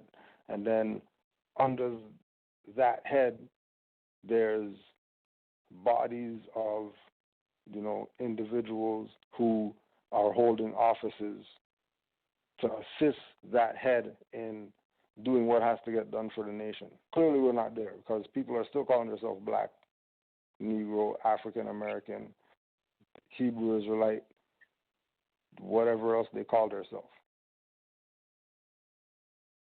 So to have an answer as to where to go, really and truly, there's nowhere to go. What you have is Moors who've been studying their nationality and birthrights, realizing that shit's real, realizing that, well, there's not really anything where I'm at to do, to really do this. So, I'm going to get together with some people, and then we're going to form a quote-unquote body politic where in that domestic jurisdiction, we could implement what you're talking about. All right, so it wouldn't be, it's not wrong for me to take it upon myself to be that acting for it to come into fruition.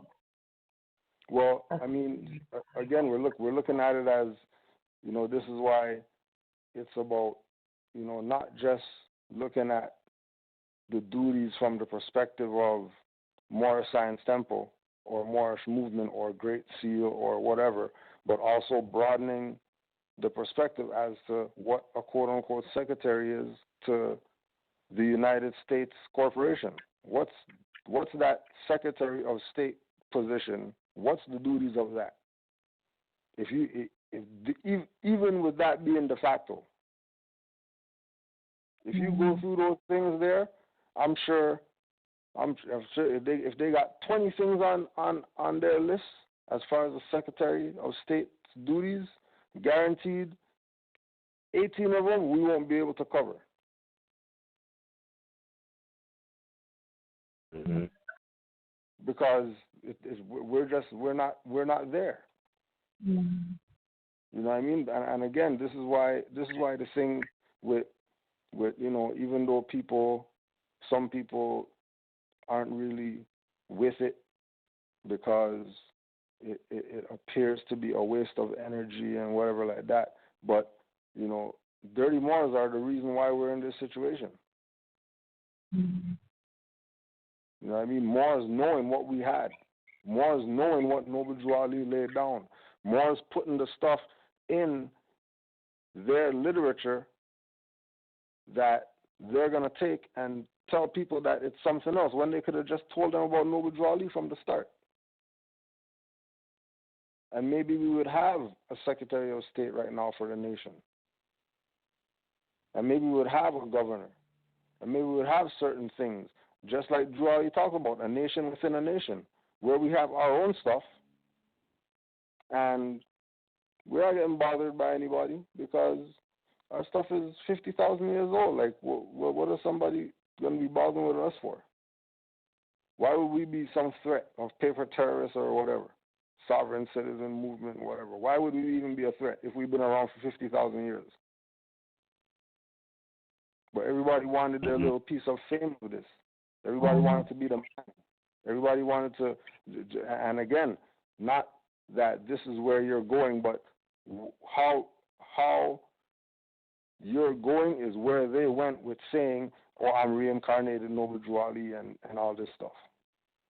That they saw positions and figure, oh, you know, we know that there's somebody called Supreme Grand Sheikh, Emily Ill. We know that he's Supreme Grand Sheikh, and Noble Drew Ali gave him the authority. Mm-hmm. Right? We know that. But we don't want to side with him because, you know, we knew this brother over here for 20 years, and he's been around for 20 years, and this guy's been around for 2 years, but Noble Drew Ali picked this 2-year guy instead of picking the 20-year guy who, you know, we know he's got issues and stuff like that, but we know him 20 years. When you know, the real seniority in somebody being a leader in the Moorish movement is their sincerity. Mm-hmm. The seniority doesn't have to do with how much work you put in and how long you've been doing something and, you know what I mean, how many bags you carried and all that. It don't matter. That don't matter. Is the individual sincere? Is that individual somebody that, you know, with regard to whatever post they hold, somebody can go to that individual and be dealt with, you know what I mean, fair and square. Mm-hmm. You know, but, you know, I would look at it like, know that we are a nation, but know that the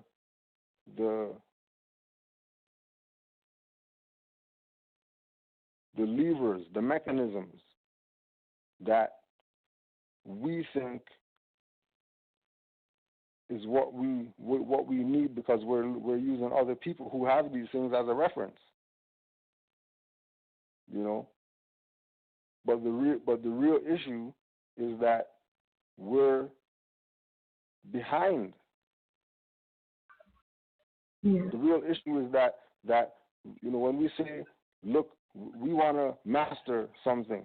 Well, me and Ms. were talking about this earlier. Well, if we wanted to master something, why don't we just follow the prophet? Because he prophesies where we're supposed to be. So if we followed him, we will be where we're supposed to be. Mm-hmm. Absolutely. Like if he's a prophet and he's saying, you know, over there's a whatever, and he's saying that 100 years ago. Yeah. By 2016, we should be at that thing where he pointed and doing whatever that was there for us to do in order for us to be, quote unquote, a nation like he told us that we were. Mm-hmm. But, you know, again, people, on the other side of it, people didn't take the position that you're taking as saying, well, hey, well, I got the skill of mechanic, so I'll be the mechanic for the Moors. And I'm going to open or whatever, and then it's going to be for the Moors. Because my skill is whatever that skill is. And then if you're a Moor, and you know that Moors doing business or whatever, then you support them. And then we build up our stuff. Just like we were talking about I was talking with Omar earlier, and we were talking about all these other nations, quote unquote, that have something. And then we're looking at them, and we're saying, shit, they're following Noble Drew Ali's program, because Noble Drew Ali told the Moors live close together. Yeah. And then when you look at all these other people, what are they doing? Live close together. Matter of fact, out here, you got, you know, a family of 15 Chinese people, and they buy one house, and everybody live in that one house. Guys sleep on the floor, guys sleep under the sink, guys sleep wherever.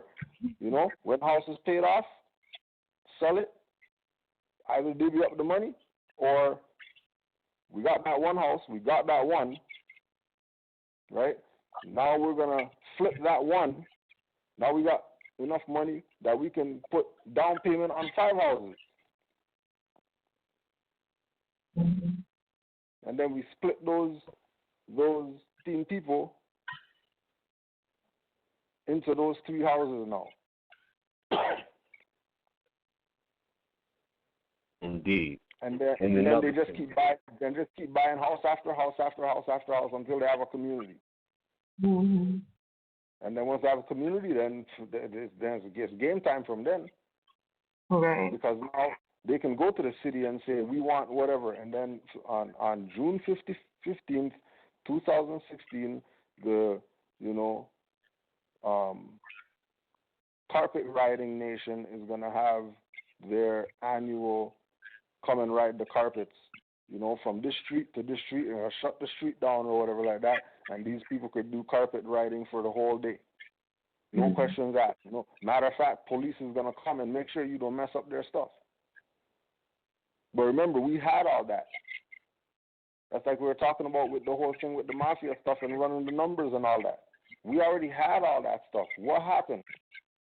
We got caught up gratifying lower self for following dirty Moors because they're on red carpet and because they got, you know, gold chain and they got rings on all their fingers. Now that's what conscious is, and everybody's chasing some you know, look good, whatever, because, you know, we're conscious so we could look good too. No, we're poor righteous teachers.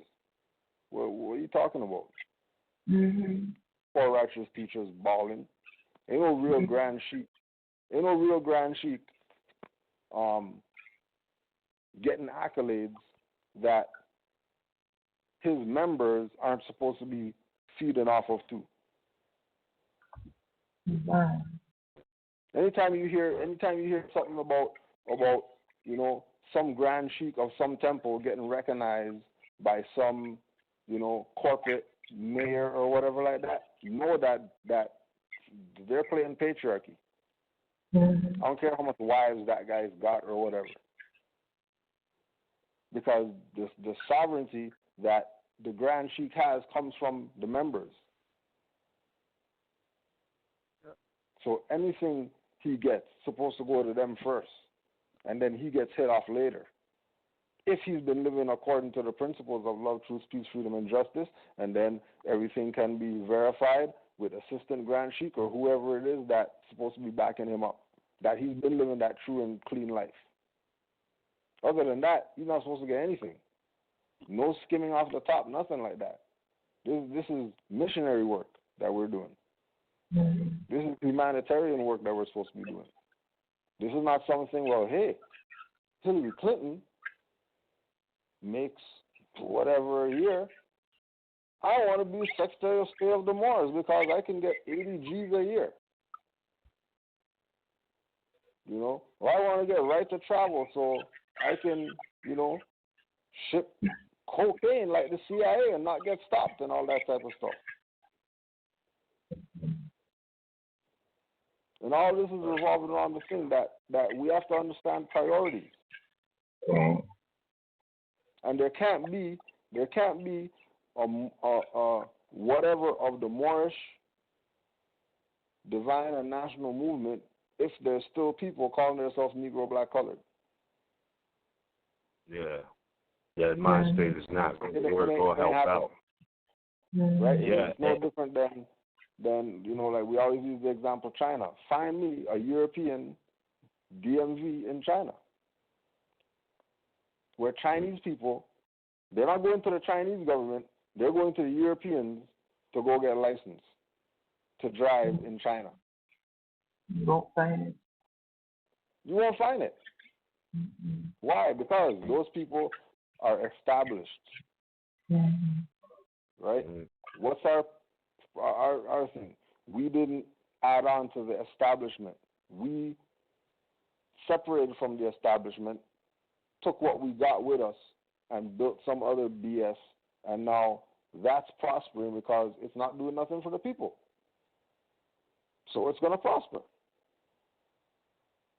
Certain people aren't doing anything for the people. That's why they can walk red carpet and be a front row at basketball game and stuff like that, because they're not doing nothing for the people. If they were doing for the people, they would have the people next to them when they're walking the red carpet and all that. And you know what? It goes back to the point. For the people. Go ahead, Moore. No. Yeah, and you know what? I didn't want to cut your wisdom. I did not want to do that. But just my piece on being the secretary, like you were mentioning, not even following Prophet Noble Drew Ali, and not following, but heeding his lessons, you know. And I mean that because if I could compare, you got a bunch of followers is like the new word. You got it on Instagram, Twitter, all of this thing. People are following people, and they don't even have the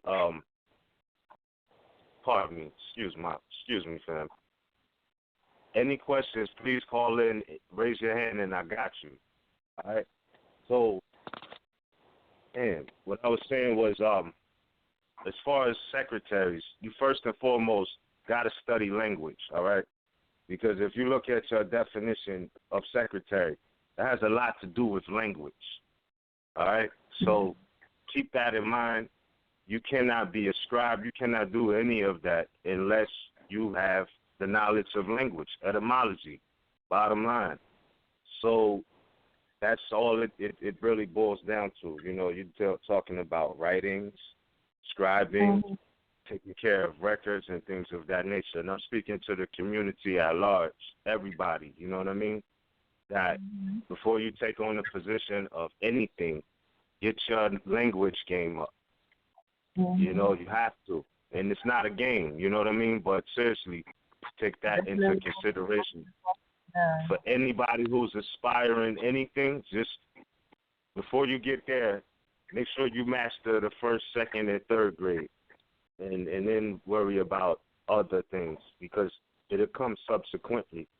But first thing first is if you don't know language, you're not doing anything. You know what I mean? It's just the bottom line. It just is what it is. So, yeah, that was just my piece on secretary. Excuse me.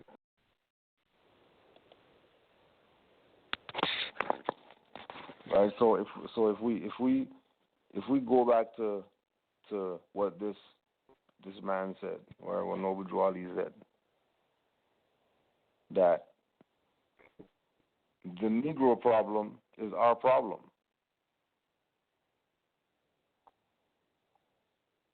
Right? The Negro problem is our problem. So if the quote-unquote Negro, which we're talking about his character, right? If that individual is a problem, shouldn't that be a priority? Yeah. Fixing the problem that was outlined, that there's a problem. We got two problems. We have the first one problem is that we have no economic security. The second problem, we have Negroes. Right? And pardon me, Kudro, before you go on, I just want to let the callers know we have about 2 minutes left before the live internet feed goes down. If you want to continue to listen to this conversation tonight, please call in at 347-945-5899 to listen to the last hour of this particular broadcast. And if not, you can always go back to the archives. Islam. Islam.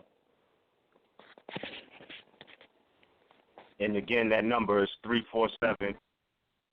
347-945-5899. So indeed, with that being said, we have a few hands up, bro. A lot of hands up. And, let's get them hands. Yeah, we definitely want to get through everybody. I know everybody has a lot to say, and we got an hour left. So, sis, I hope. Advice. Peace and love to the family. Peace. Right. Peace. All right. Cool. All right, and in sequence, here we go. Next caller is my mother, Islam. Noble, you on the line? Islam, you talking to me? Islam, I guess you're on mute. Yeah, peace, Islam, peace and love to you all. This is a great build, and I definitely want to build on Secretary real quick. And Ms., you kind of already touched on it, but all you got to do is really look it up, what a secretary is in general.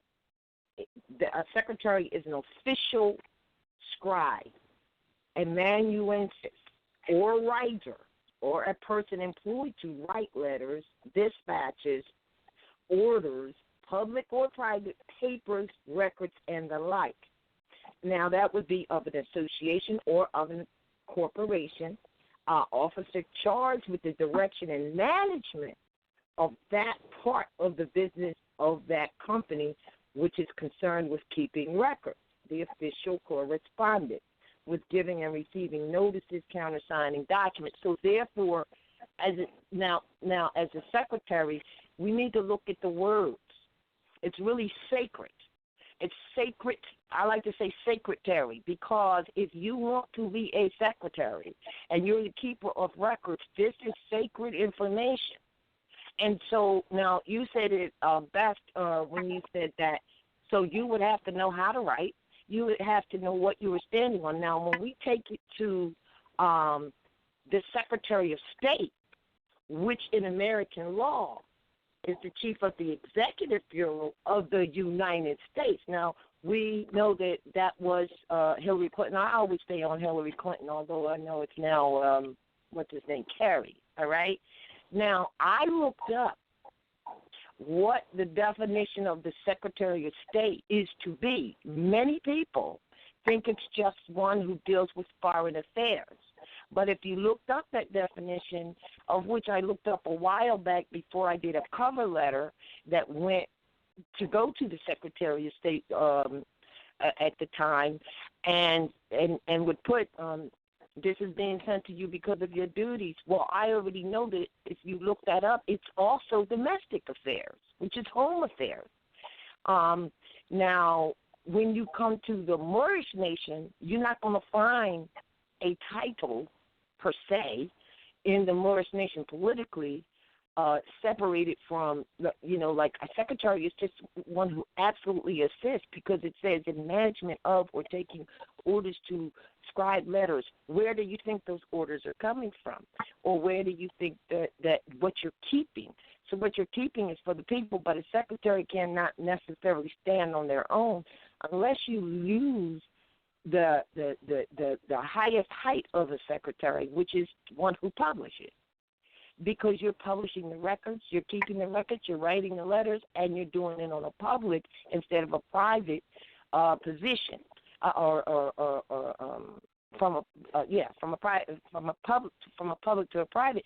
But you still have to, it's a place where you are the one who is writing those letters. Now, most women know that they generally made the job of a secretary for women. Of course, that's not the case. It could be a man or a woman. We know that in just reading some of the ancient documents. It doesn't, or more modern documents, the secretary doesn't have to be a woman. But in business, corporations, they kind of put it like, all right, the woman, you can write this letter, and you'll sit there and actually dictate, take dictation and then type the letter up or whatever, and then it would be official signature that's not yours necessarily, unless there is a power of a secretary of a board that has the power to write letters and sign them as the secretary. Because whenever you start an organization, you definitely have to have a minimum of 3 people, and one would be the secretary, the treasurer, and then, of course, the person in charge. So you're keeping this sacred information. Now, when you come to the Moorish nation, when the prophet said secretaries, he meant people. Basically, it means to assist in this, as Cujo saying, in this nation work. The temples were set up with those positions in order to assist the Grand Sheikh and the other officers of that organization to do whatever it was they were doing. But you don't necessarily stand alone with that. You are actually assisting with something that's going down. So in our position, we're really just talking about assistance. So if you're an assistant, then you assist with whatever's going on. But because of our state, as you said, you don't have a secretary that is going to write a letter and they can't spell. You don't have a secretary that doesn't know how the format of how the thing is supposed to be. These are the things that are important.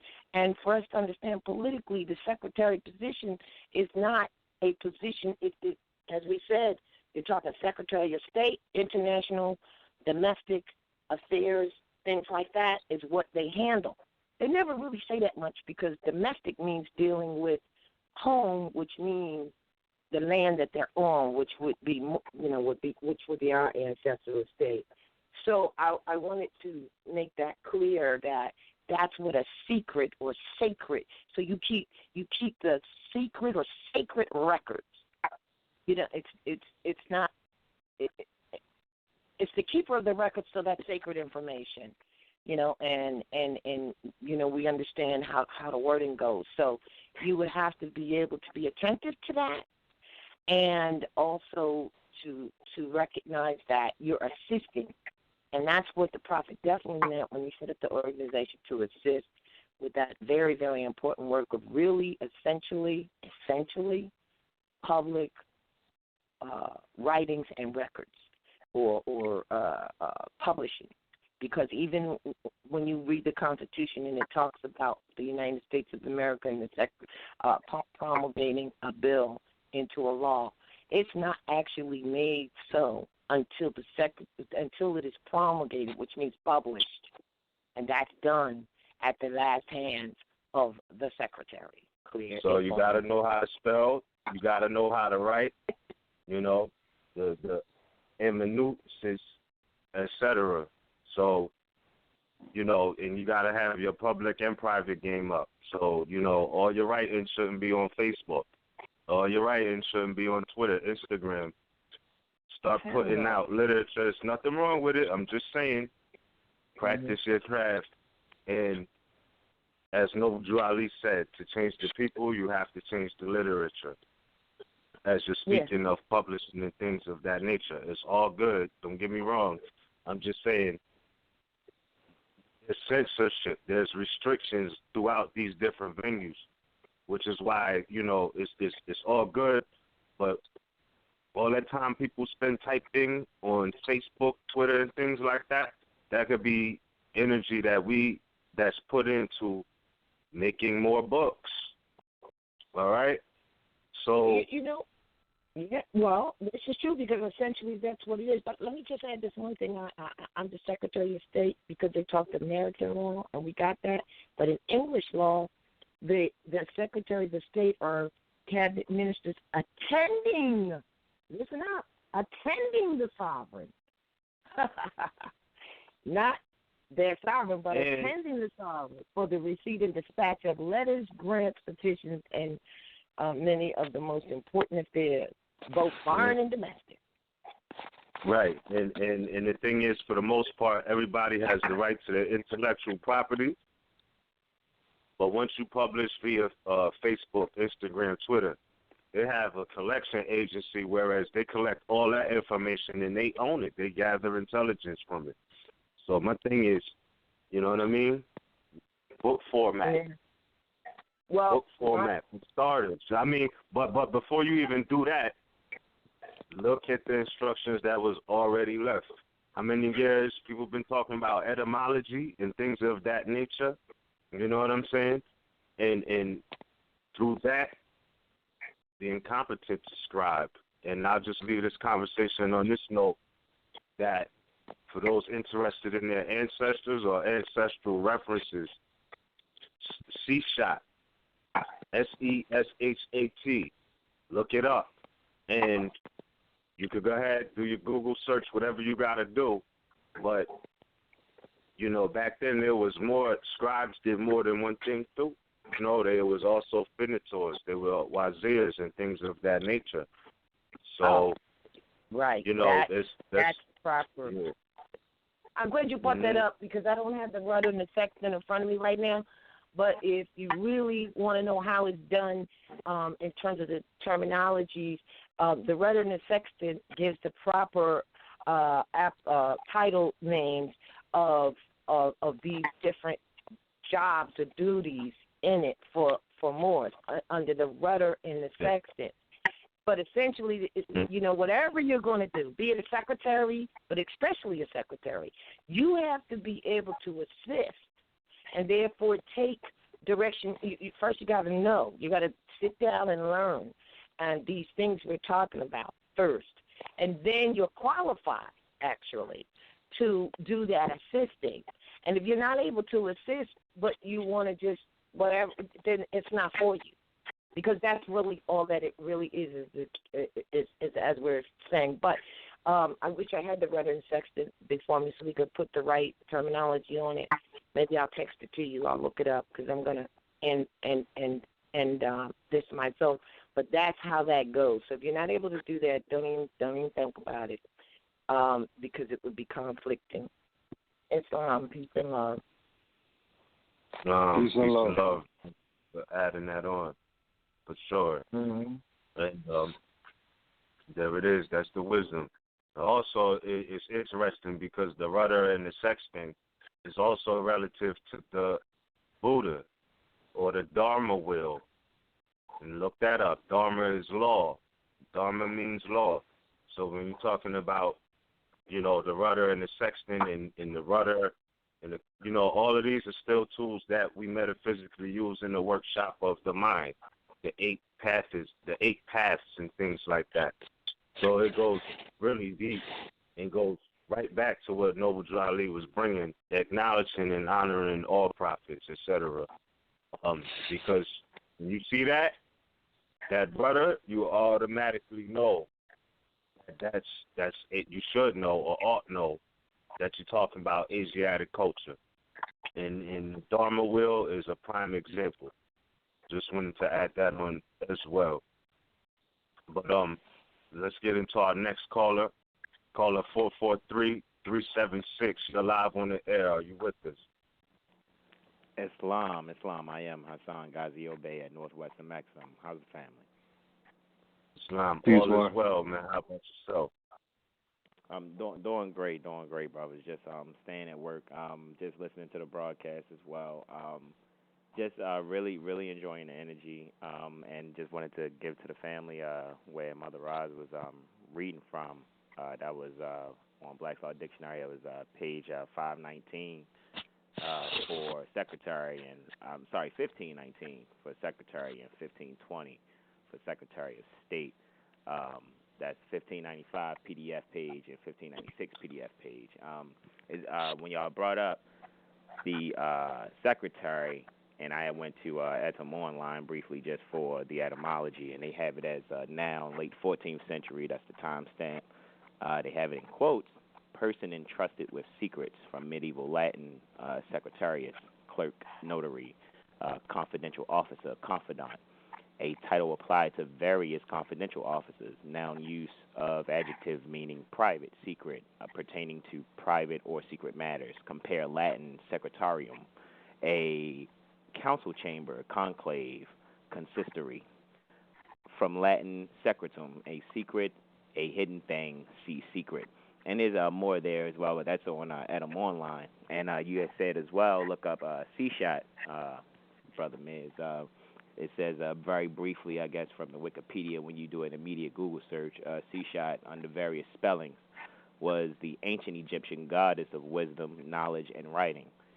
She was seen as a scribe and record keeper, and her name means she who scribens, i.e., which is it est, she who is the scribe, and is credited with inventing writing.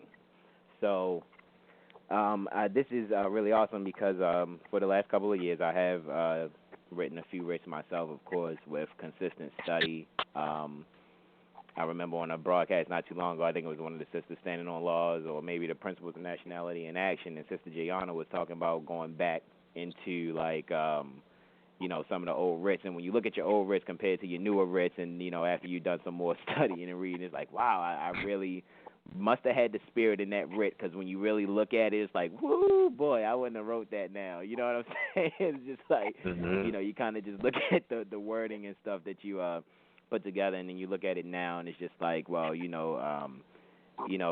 really are sincere about, what you're doing when you're writing your writs. Like, after a while, there come a point in time where you don't have to call Cujo, and you won't have to try to look for Taj's number or somebody's email or something like that, because you'll probably listen to enough broadcasts, seen enough MHT Canaan classes. You might have listened to enough Sons of Allahs.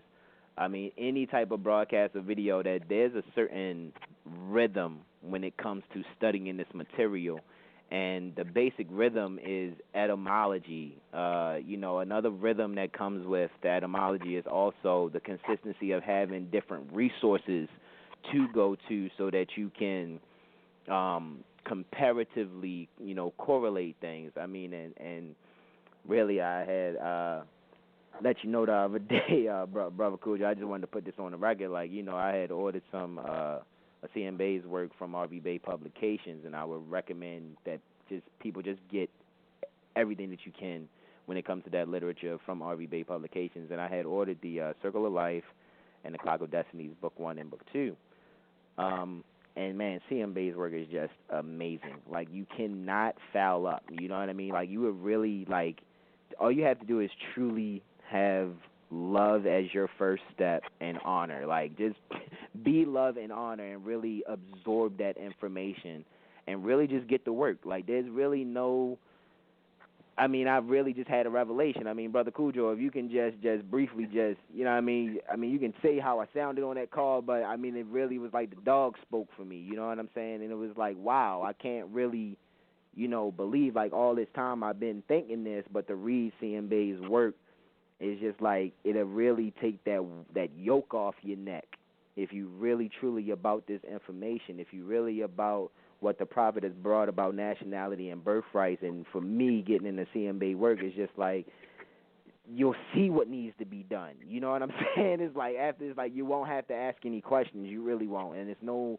I mean, this is magic that we're dealing with. We are casting spells, but at the same time, it's like the total blinders will be taken off of your eyes, and you'll do anything. I mean, you'll start a blog. I don't know. You may, want to write little children's books with Moorish information. I mean, I don't know what it is, but the dictates of your soul will let you know, especially when you really get down to civics and astrology. That's all I really have to say. I yield the floor.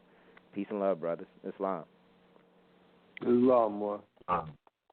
Peace and love. No, indeed. And that's true, man. That work was definitely, CCY got the work for real. Refinement, I think you should read anything with refinement in your mind state as far as when you see certain words. But also notice when he's talking about, the white Christian society, it's in quotes, and that's what they were calling themselves. So he was pointing them out. And with the lessons, you already know who's who and what's what. So for sure, man, I definitely have to concur with that, Bertrand, on that. But pardon me, we're gonna get into the next caller. Caller 980-800. You're live on the air. Are you with us? Islam, Moor. Islam. Allah. I am Basir RVBey, calling from northwestern Maxim. Just want to give honors to Allah and noble prophet Drew Ali, and also YouTube, because I don't even know where to start, honestly. I'm 25 right now, 24, but it's just a lot. It's just a lot I want to get into, but I know we don't have that much time. Like the brother Miss. What was that? I said all is well, bro. Speak, go ahead. Oh, okay. So when I'm looking at our science, basically, I look at most of the stuff from the divine aspect of it, because it's twofold, divine and national. But I just want to mention before, when Miss Raheem was talking about gypsies, I decided to look up this book I have. I meant Manly P. Hall, The Secret Teachings of All Ages, on page 410. I'm just going to go ahead and read it real quick. It says, a curious legend relates that after the destruction of the Seraphim in Alexandria, the large body of attendant priests banded themselves together to preserve the secret of the rites of Serapis.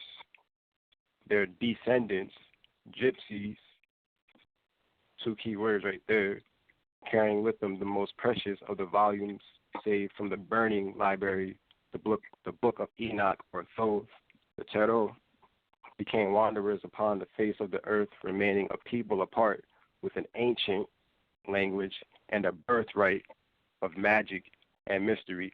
And now going back to what that caller was saying about magic, well, magic is any occult art or science. Mm-hmm. And then tying that all together, if you guys look up the Mahatma letters, there's a video on YouTube, and the Mahatma letters are basically letters from Serapis Bey. It's funny because when I was watching the video and I was at my boy's house, we paused the video and then he pointed it out. So I was like, wow, this information is really, really deeper than what people, I don't know, think they know, or may think they know. Because like Cujo was saying before, like we could have been traveling in different dimensions basically thousands and thousands of years ago, and basically like now I'm looking at it like we've been here, so it's not something, it's not nothing new. It's just, I feel like now in this time and age, it's like a reminder, especially for my generation too, because like I said, I'm 24. I just nationalized this year, so I'm still just new to everything. So yeah. That's what's happening, Noble. Well, congratulations first and foremost for connecting to your nationality and birthright. And you know, all is well. You're going to be learning forever. You know, you're going to get different degrees as you keep learning, but then you're going to get to the degree where you realize you're going to be learning forever. Study, study, study, but also take your time to digest, because it is a lifelong thing. I'm not saying retard your process of studying, but keep in mind, bro, you got time, you know what I mean? And I mean, as far as where you're at now, granted, long life, great life, longevity, things of that nature. But, bro, I'm just excited to hear, you know, a young man such as yourself already into nationality and birthright. Just keep studying. Like, you just taught me something. I have not ever heard of that book, so I want to thank you for calling in and sharing that. You know what I mean? Because I never heard of that before. So keep studying. The teacher will appear when the student is ready, you know, and that's just what it is. So, yes, brother, keep on your path, and congratulations as far as, you know, you connecting to your nationality and birthright, because that is a celebration. It is worth celebrating, you know, not just idolizing and masquerading around and things, but it's definitely something worth of honor. And man, and not to say youth, but you're relatively young, so I'm trusting that, you know, a lot of people in that age range will be doing the same thing. You know, whoever you cipher with directly, teach them as well, you know? Definitely. And for the record, I just want to know both of your signs, because I'm an Aries, so that's why it may seem like I was a little bit impulsive when I was talking. Nah, you're good. Well, if I can speak for us both, we both Tauruses, bro. Yeah. Sorry, and we right behind you on the wheel. Okay. Right after you, however you want to look at it, 360. We right next to you. Yeah. Okay, that's cool. That's cool. For sure, man. So cool. But yeah. If you get a chance though, this is for the family too. Just go to YouTube, type in the Mahatma letters, look at that video, and then the book that I quoted was called The Secret Teachings of All Ages by Manly P. Hall. And basically Manly P. Hall was a 33rd degree Mason of the Rosicrucian order. But we all know that we are the original Masons.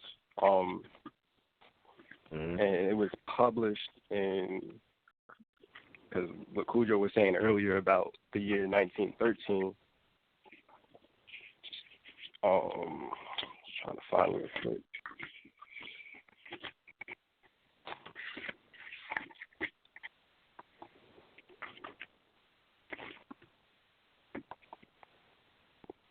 In 1934, he founded the Philosophical Research Society. So, yeah, I can't find the year for the. Cool. So there we go. We got some more information we could learn from, and that's what's really up. You know, like we was bringing to light earlier, study everything you can, because your history is like throughout everything almost, you know, and don't sudden knowledge just because it's coming from something you might not be privy to, you know. Get to the origin of that, because like the brother just said, the original Masons are Moors. Everybody got their stuff from Moors, bottom line. Whether it's the gods and earths, NOI, all of that, as we proved earlier, all due respect. But I really mean all due respect. And with that respect, you got to understand that this philosophy came from Noble Drew Ali, who was a proclaimed Moor, you know, and Asiatic of North America of Moorish descent, as well as these so-called Masons. They got their stuff from Moors too. So no matter how far you want to go back, you're going to realize that all of these things, your history is branched out in all of these things. Now, again, I make this very clear for the record. I am not suggesting that anybody go and you know, take an oath to be an initiated Mason. For those who have done that, still salute to y'all. If you came around in your mentality to your nationality and birthright, then hey, that's what it is. But for sure, this is our natural birthright, and I appreciate the quote because you said that what they're saying or calling gypsies, as we already pointed out, are Moors. Magic was a part of their birthright. So that being the case, when you're talking about magi's and things of that nature, and the three wise men being magi's, etc., and one being a Moor, and again, this was broken down earlier, or the week before, maybe 2 weeks ago, that, the three wise men and the magi, all of that is symbolic of the 3 degrees of masonry, but the Moor was timeless. You know what I mean? One of them had a beard representing the old man, the master, and then you had the youthless one, the youth who was tendering, but, he was beardless or whatnot. That was the first degree. And then the Moor was just infinite as far as giving them a time frame. So, it's a lot of, like I'm saying, man, our history is in everything. We can learn something from everything. And we appreciate your call tonight, brethren, for sure, for adding on. Islam. Definitely. I appreciate you guys. Most certainly. We appreciate you as well, man. So keep studying and keep going in. Islam. Right. Islam. Cool. That being said, we're going to go to our next caller. Caller 719-964. Oh, my fault. You live on the air. Are you with us? Yes, this is Brother Bukhari calling from Northwestern Mexico. Peace and love, Noble. Good to hear from you. Yeah. I just wanted to call in and just give a shout out to everybody. Wonderful show. Just wanted to lend my support. Just please keep doing what you're doing. It's good to just hear you brothers sit down and chat and talk about some serious issues, things that really matter. So much love. Islam. Islam, Noble. And thank you, man. Thank you for tuning in, adding on as usual. And we appreciate you lending your attention, for sure. So, Islam, peace to you, brethren. All right. That being said, fam, that's pretty cool. You want to add anything else on? Nah, fam. I'm straight. I did the soapbox. I'm good. Okay. All right. Well, I just want to say, keep in mind, this Tuesday at 7 o'clock, correct? You got 7 o'clock. 7 o'clock. MHHS. You could call in. Tune in to the Ustream. Canaan Land Moors, Brother Iron Sheik, Grand Sheik, Cujo Awa will be going in, right? And then at 9:30, we have Principles of Nationality in Action, where all 4 of us, Cujo, Sister Anna E. Oh, my fault. And one last thing. Big shout out to Mother Anna E. on the note of secretaries and scribes for giving people examples of writs that's available, on RVBey publication, Moorish Nation Public Records, etc. Right? So there you have them already on it, and definitely your efforts are not recognized, and I think y'all know that. For sure, all of us will be on Tuesday, so please feel free to tune in and check out Will of Allah for the Canaan Land Iron Sheik music. You're doing some great things with that right now, and I highly appreciate it. The good vibes, the good tunes, and we'll be back on the blog this Tuesday. Principles of Nationality in Action. I trust the information we gave tonight was very sufficient. More things to go study, and I trust everybody have a safe night, great weekend, and all of the good things, all the harmonies in life. You know what I mean? Islam. Islam. Yeah, good build. Good build once again, Morris, and you know, as usual, it's a highlight. You know what I mean? Third Thursday of the month. You know what I mean? It's something that I look forward to. So thank you for everything, and you know what I mean, making sure that we get this thing going. You know what I mean? Running the board and you know what I mean, doing what you gotta do, so we can get this word out to the people. For sure, brother. No problem. I mean, I'm just as honored, bro. This is cool. I always look forward to this as well. And it is what it is, man. It's a great thing. I feel like it's an obligation at this point, and I love it. I love to hear from the people. I love to share the information, and you know, we all expand from this. So again, you know, we have multiple online universities. If you need the oral tradition, we're here. You got your MHHS Eyes Wide Open channels. You got, if you need your visuals, you got Canaanland Moor's page, all right, among many other things. We got the, you know, for those who came from that day, I call it, is likened to like a Moorish yellow pages, but so much more with the activemoors.com. So there's a lot that's going on, a lot of places to get the information, but for sure we're going to keep it du jour on this channel. And, I have to say I love it, bro. I definitely love it. So, yeah, we're not stopping anytime soon by the will of Allah. Also, remember to check out willofalah.com on that note. And, we'll be right back, basically. That's what it is. So, for sure, I got to play a piece on the closeout. I hit it with the edit, but you can definitely check this out. Nah, because you be going in. But definitely check out Iron Sheik Part 6.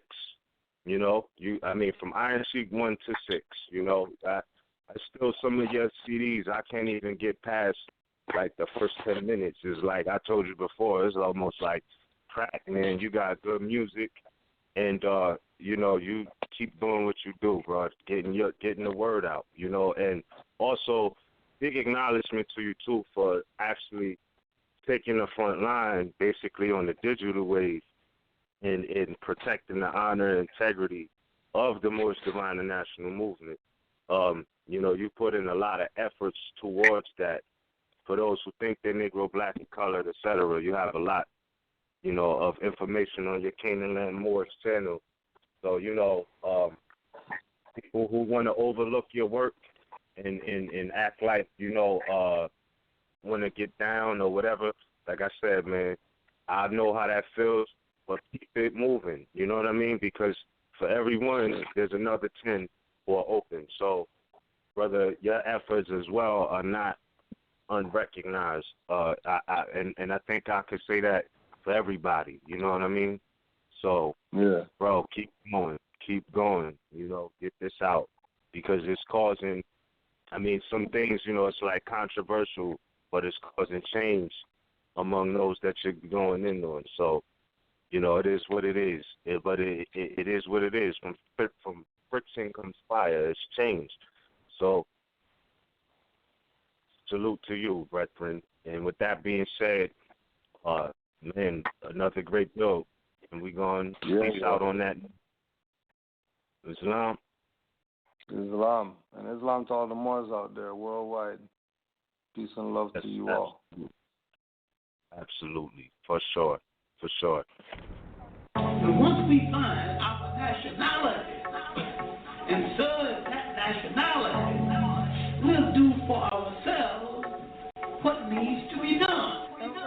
Keep thinking it's games, you already know these beats kill you on camera, leave you dead in the streets. You're still handcuffed and bloody, but no 911 calls. Bystander effect in full effect, so watching with y'all, mind blowing. watching my people holding up traffic of innocent people. My people need to get their ass kicked. Marching and picketing is most cowardice and funkified, while dead bodies just multiply. Sisters killed in their cells. You claim it's hell, you raised and burned down your own community, not one police station. You love pork chops, but I see no police bacon. And when it comes to revolution, most of y'all are faking. All ethnic groups in this country understand they got a nationality. Because you answer such stupid words like Black lives don't matter, but you still claim black. Rather film someone get choked out, but won't choke back. And the one that uploads first face charges Trump's up. What you think will happen when President Trump's up? More killing and murders of stateless herds. Hoods are concentration camps now, ghettos are birds. Gun stores short on ammo, they're melting down church bells. Black seek shelter in temples where God doesn't dwell. That's why a foreigner can walk in and shoot up your service. Praying to invisible gods give you the curses. You pray to relinquish, that's none of my business. I suggest you nationalize with the quickness. I suggest you study law, stop it in your face. I see them spray the pepperish liquid, then pouring white milk on your face. I thought that milk was the devil. Some weapons drown the noise level. Boys, you rebels. because you answer such stupid words like Negro and color and black. You have the point that I'm making. Blacks are mistaken. Call them highwaymen, not cracker pigs or bacon. Taking your tax dollars and riot gear, they relaxing. Cause in a black status, don't even think about a class action. Don't even think about rights being respected without getting injected. I see you infected. Then the same ones that violate the laws you re-elected. Your vote matters more than black lives feel disrespected. Control the Negroes, looks tested and perfected. That's why about being black, I'm skeptic and left it. My people are tripping, walking with arms like panthers who got nowhere in the 60s, so that's not the answer. And black leader, race war, instigator, puppet. Teach kill those who killed us as justice. But have they ever killed us? Say not. If they did it, say nobody to show. Yellow envelope, money in escrow. Accounts overseas, not in democracies. Living hypocrisies. It's all de jure mockeries, bureaucracies, vampiric, but most can't hear it. It's only the attitude. The regalia is not clan spirit. Until my people wake up, your struggle for rights continue. And your children's organs end up on the elite menu. You love text but delete the messages. More send you with no status. You're in the jurisdiction and venue of the same beat system you attempt to defeat. Only as Moors will you get them on the heels of their feet. Of the same beat system you attempt to defeat. Only as Moors will you get them on the heels of your feet. The name of a people must relate them instantaneously to land, history, and culture. And anytime you call a people by their right name, anytime you call a people, name a people, and fail to relate them back to land, history, and culture, you have called them out of their name. There's no black land or black owner. There's nothing wrong with the word black. Nothing wrong with it at all. Only it doesn't relate to a country. The name of every people in the world relate to country. And once you think instantaneously of land, you think of nationality.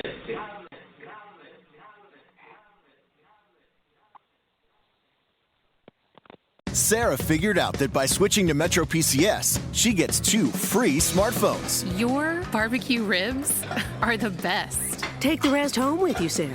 Just like she figured out that by visiting her in-laws, she doesn't have to cook for the rest of the week. You too figure it out. Get 2 free